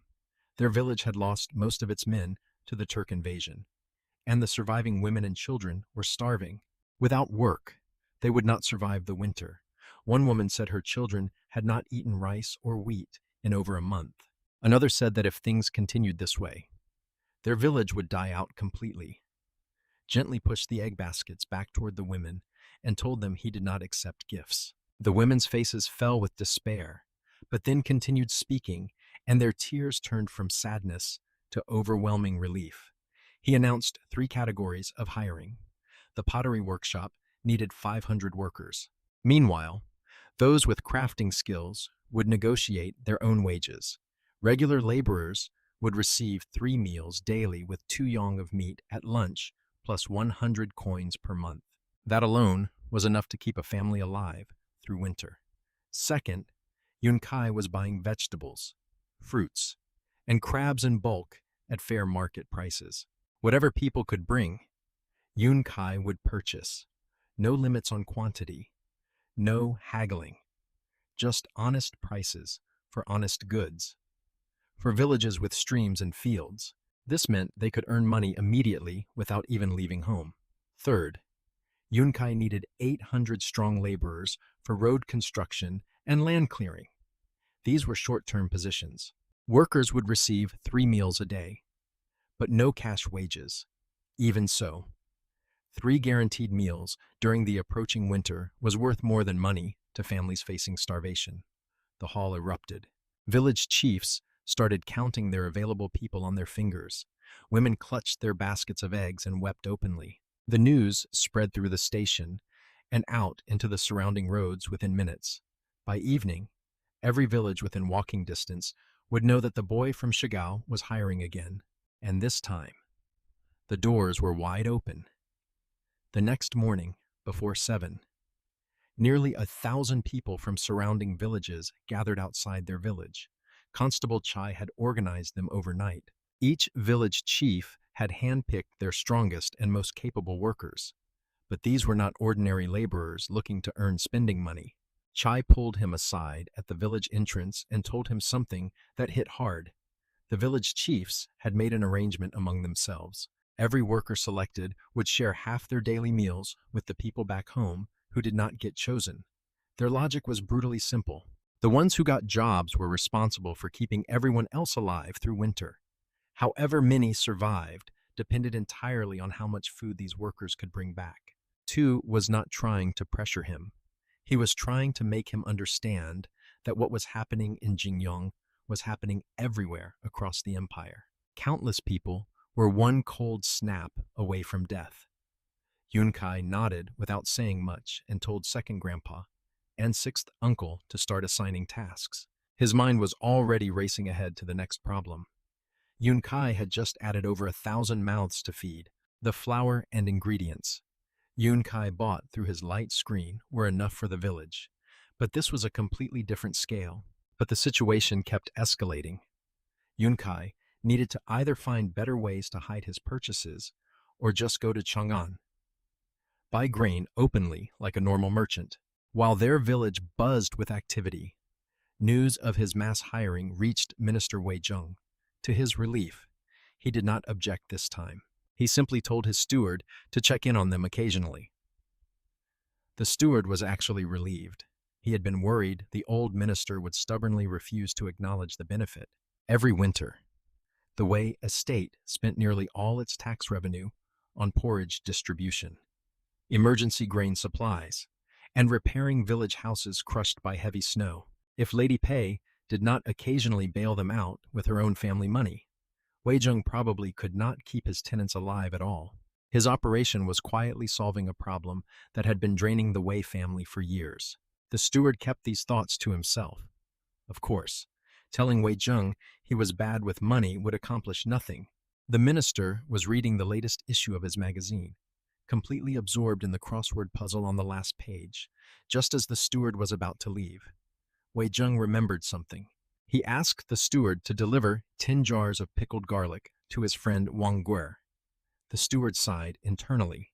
10 jars at 30 coins each was 300 coins, the same as a servant's monthly wage, and they had just sent several jars a few days ago. But Wei Zheng waved it off as a small matter between friends. The steward walked out grumbling and immediately ran into a servant, announcing that Wang Gui himself had arrived for a visit. The steward scratched his nose. He had literally just been complaining about the man, and here he appeared in the flesh. Some people really cannot handle being talked about. Wei Jing heard the announcement and put down his magazine to greet Wang Gu personally. In the reception hall, Wang Gu sat looking pitiful. He stared at Wei Zheng with sad puppy eyes that made the minister deeply uncomfortable. Wei Zheng snapped and asked what that look was supposed to mean. Wang Guer's little mustache twitched with indignation. He accused Wei Zheng of being a terrible friend who had deliberately deceived him. Wei Zheng had no idea what he was talking about. Wang Gai checked that nobody was eavesdropping, then asked if Wei Zheng remembered the young Daist who had caused a sensation at the East Market, the one who created that mathematics puzzle and helped the Chung family earn thousands of strings of copper in a single day. They nodded. He remembered the story well. He had actually expressed interest in meeting this mysterious person. He admired anyone who could devise such an elegant mathematical challenge, regardless of what the snob said about using scholarship for commercial purposes. Wang Gui slammed his hand on the table. He demanded to know why Wei Zheng had pretended not to know the young man's identity when he clearly had been protecting him all along. Wei Zheng was genuinely confused now. He had no idea who the Daist was. Wang Gu studied Wei Zheng's face carefully, realized the bewilderment was real, and deflated. He had wrongly assumed Wei Zheng was hiding information. With a tired sigh, Wang Gueri revealed the truth.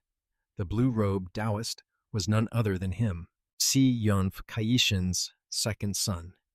The same boy Wei Zheng had been quietly shielding for months. Wei Zheng shot to his feet. He stood there frozen for several seconds before sputtering out a confirmation. The young genius who had dazzled the entire East Market with a never-before-seen mathematical game was the same teenage pickle maker from a tiny village. Wang Gui nodded. His wife had visited the Chang'an family mansion personally and heard it straight from Lady Chu's own mouth. There was no doubt. Wei sat back down slowly. He thought through everything Yun Kai had done recently. The paper formula, the magazine, the food business, the restaurant rescue. When he lined it all up, his involvement in the East Market spectacle actually made perfect sense. The surprise faded into something closer to resigned acceptance. Of course, it was him. Who else would it be? He looked at Wang Gui, who was still sitting there, looking miserable, and asked the obvious question. Why had he really come today? Wang Gu's expression shifted from sad to embarrassed. He pulled a thick accounting ledger from his robes and placed it on the table. His wife had ordered him to get their family finances sorted out. Wang Gui freely admitted he had zero interest in business management and was completely useless at it. He wanted to know if there was any chance Yun Kai might be willing to help. Wei Zheng took the ledger and opened it. Every single page was swimming in red. Deficit after deficit after deficit. Wei Zheng's own household finances were nothing to brag about. But this was impressively bad. Wang Yi was not just careless. He was spectacularly lazy about money. Wang Gui's eyes lit up when Wei Zheng half-jokingly suggested handing his entire estate over to him. Wei Zheng immediately shut that idea down. Too much too fast would create problems. Better to start with one business and see how it went. Wang Yi looked disappointed but agreed. He wished he owned a restaurant, since that seemed like the obvious choice, given his cooking skills. But he did not have one. Wei Zheng flipped through more pages of financial disasters until something caught his eye. He stopped on a particular entry and his expression brightened. He turned the ledger around and pushed it toward Wang Gui. This one, he said. Start with this. Wang Gui looked down at the page had selected. Yun Kai never found out exactly what business it was during this conversation, but knowing his luck, it was probably something that would drag him into yet another complicated situation involving powerful people, ancient rivalries, and more work than any 14-year-old should reasonably handle. Back at Wei Zheng's, the minister and Wang Gui were looking at the ledger together. The page Zhang had selected was about a place called Little West Mountain, a small estate that Wang Gui owned near the western hills outside Chang'an. Unlike most estates that grew grain or raised livestock, this one was covered in rocky terrain and wild forest. The only thing that grew well, there was fruit trees, specifically pimin trees, the famous fire crystal pimins that wealthy people in the capital love to eat.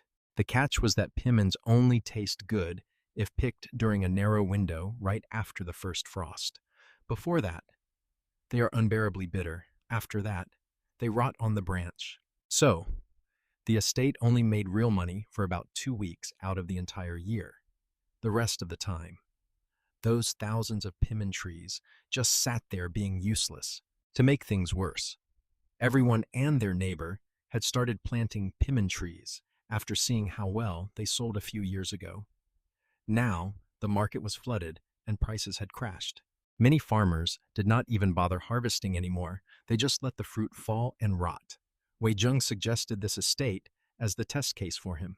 His reasoning was clever in a way that annoyed Wang Gui. If Yun Kai could take a failing pimin farm on rocky ground and turn it into something profitable that would prove his abilities beyond any doubt.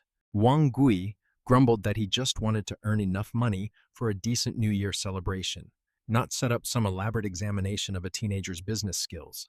But Wei Zheng had already made up his mind. He wanted to see what Yun Kai could do with something truly difficult. Wang Gui sighed and accepted the challenge on his behalf, without even asking him first. Meanwhile, back in his village, the day started before dawn. His announcement about buying vegetables at market price had spread like wildfire. Old farmers who could not sell their crops anywhere else came streaming in from every direction. Dashan and Debio had been working since 4 in the morning, organizing workers to haul purchased vegetables to the new pickle workshop on the hillside. The biggest problem was transportation. These farmers had no horses or carts. Draft animals were precious in this era. Entire families would walk for miles, carrying maybe 300 or 400 jin of vegetables on shoulder poles. At that rate, getting all their produce to their village would take 4 or 5 days of backbreaking trips. Meanwhile, when Yun Kai strolled over after breakfast, Yun Kai overheard several old farmers asking Second Grandpa about renting their horses and carts. Second Grandpa did not dare make that decision alone and flagged him down to explain the situation. Yun Kai shook his head immediately. His worst horse was still worth 70 or 80 strings of copper in Chang'an. These farmers had nothing of equal value to put up as collateral. If something happened to the horse or cart, Yun Kai would have no way to recover the loss.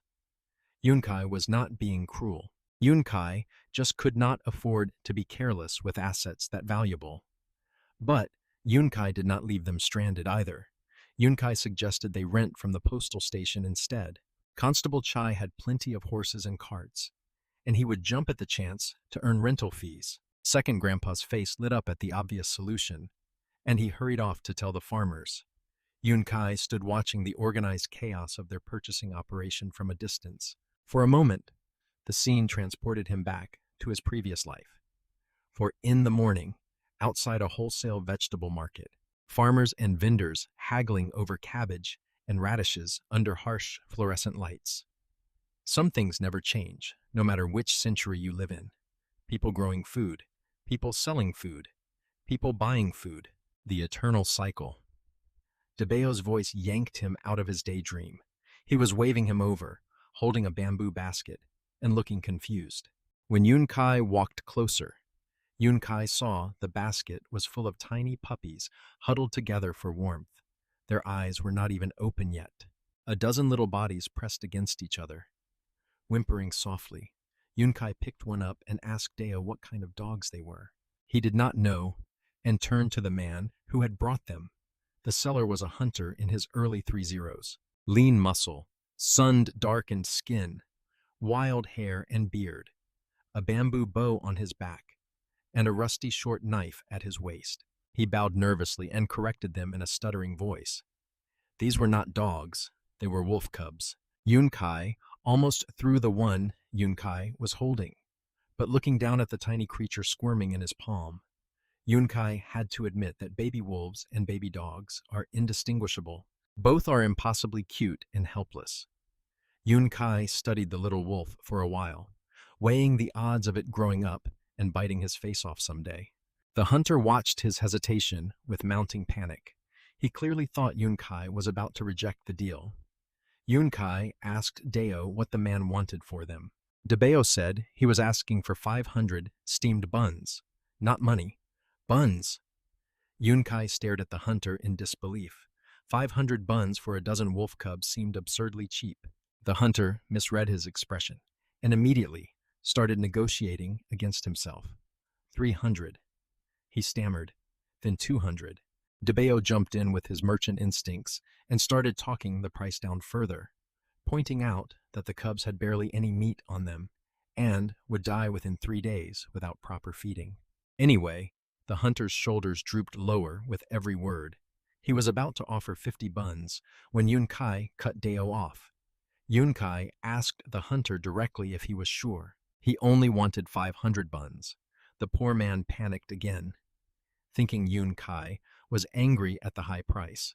He dropped to 50, begging and stuttering worse than ever, mentioning his family waiting at home.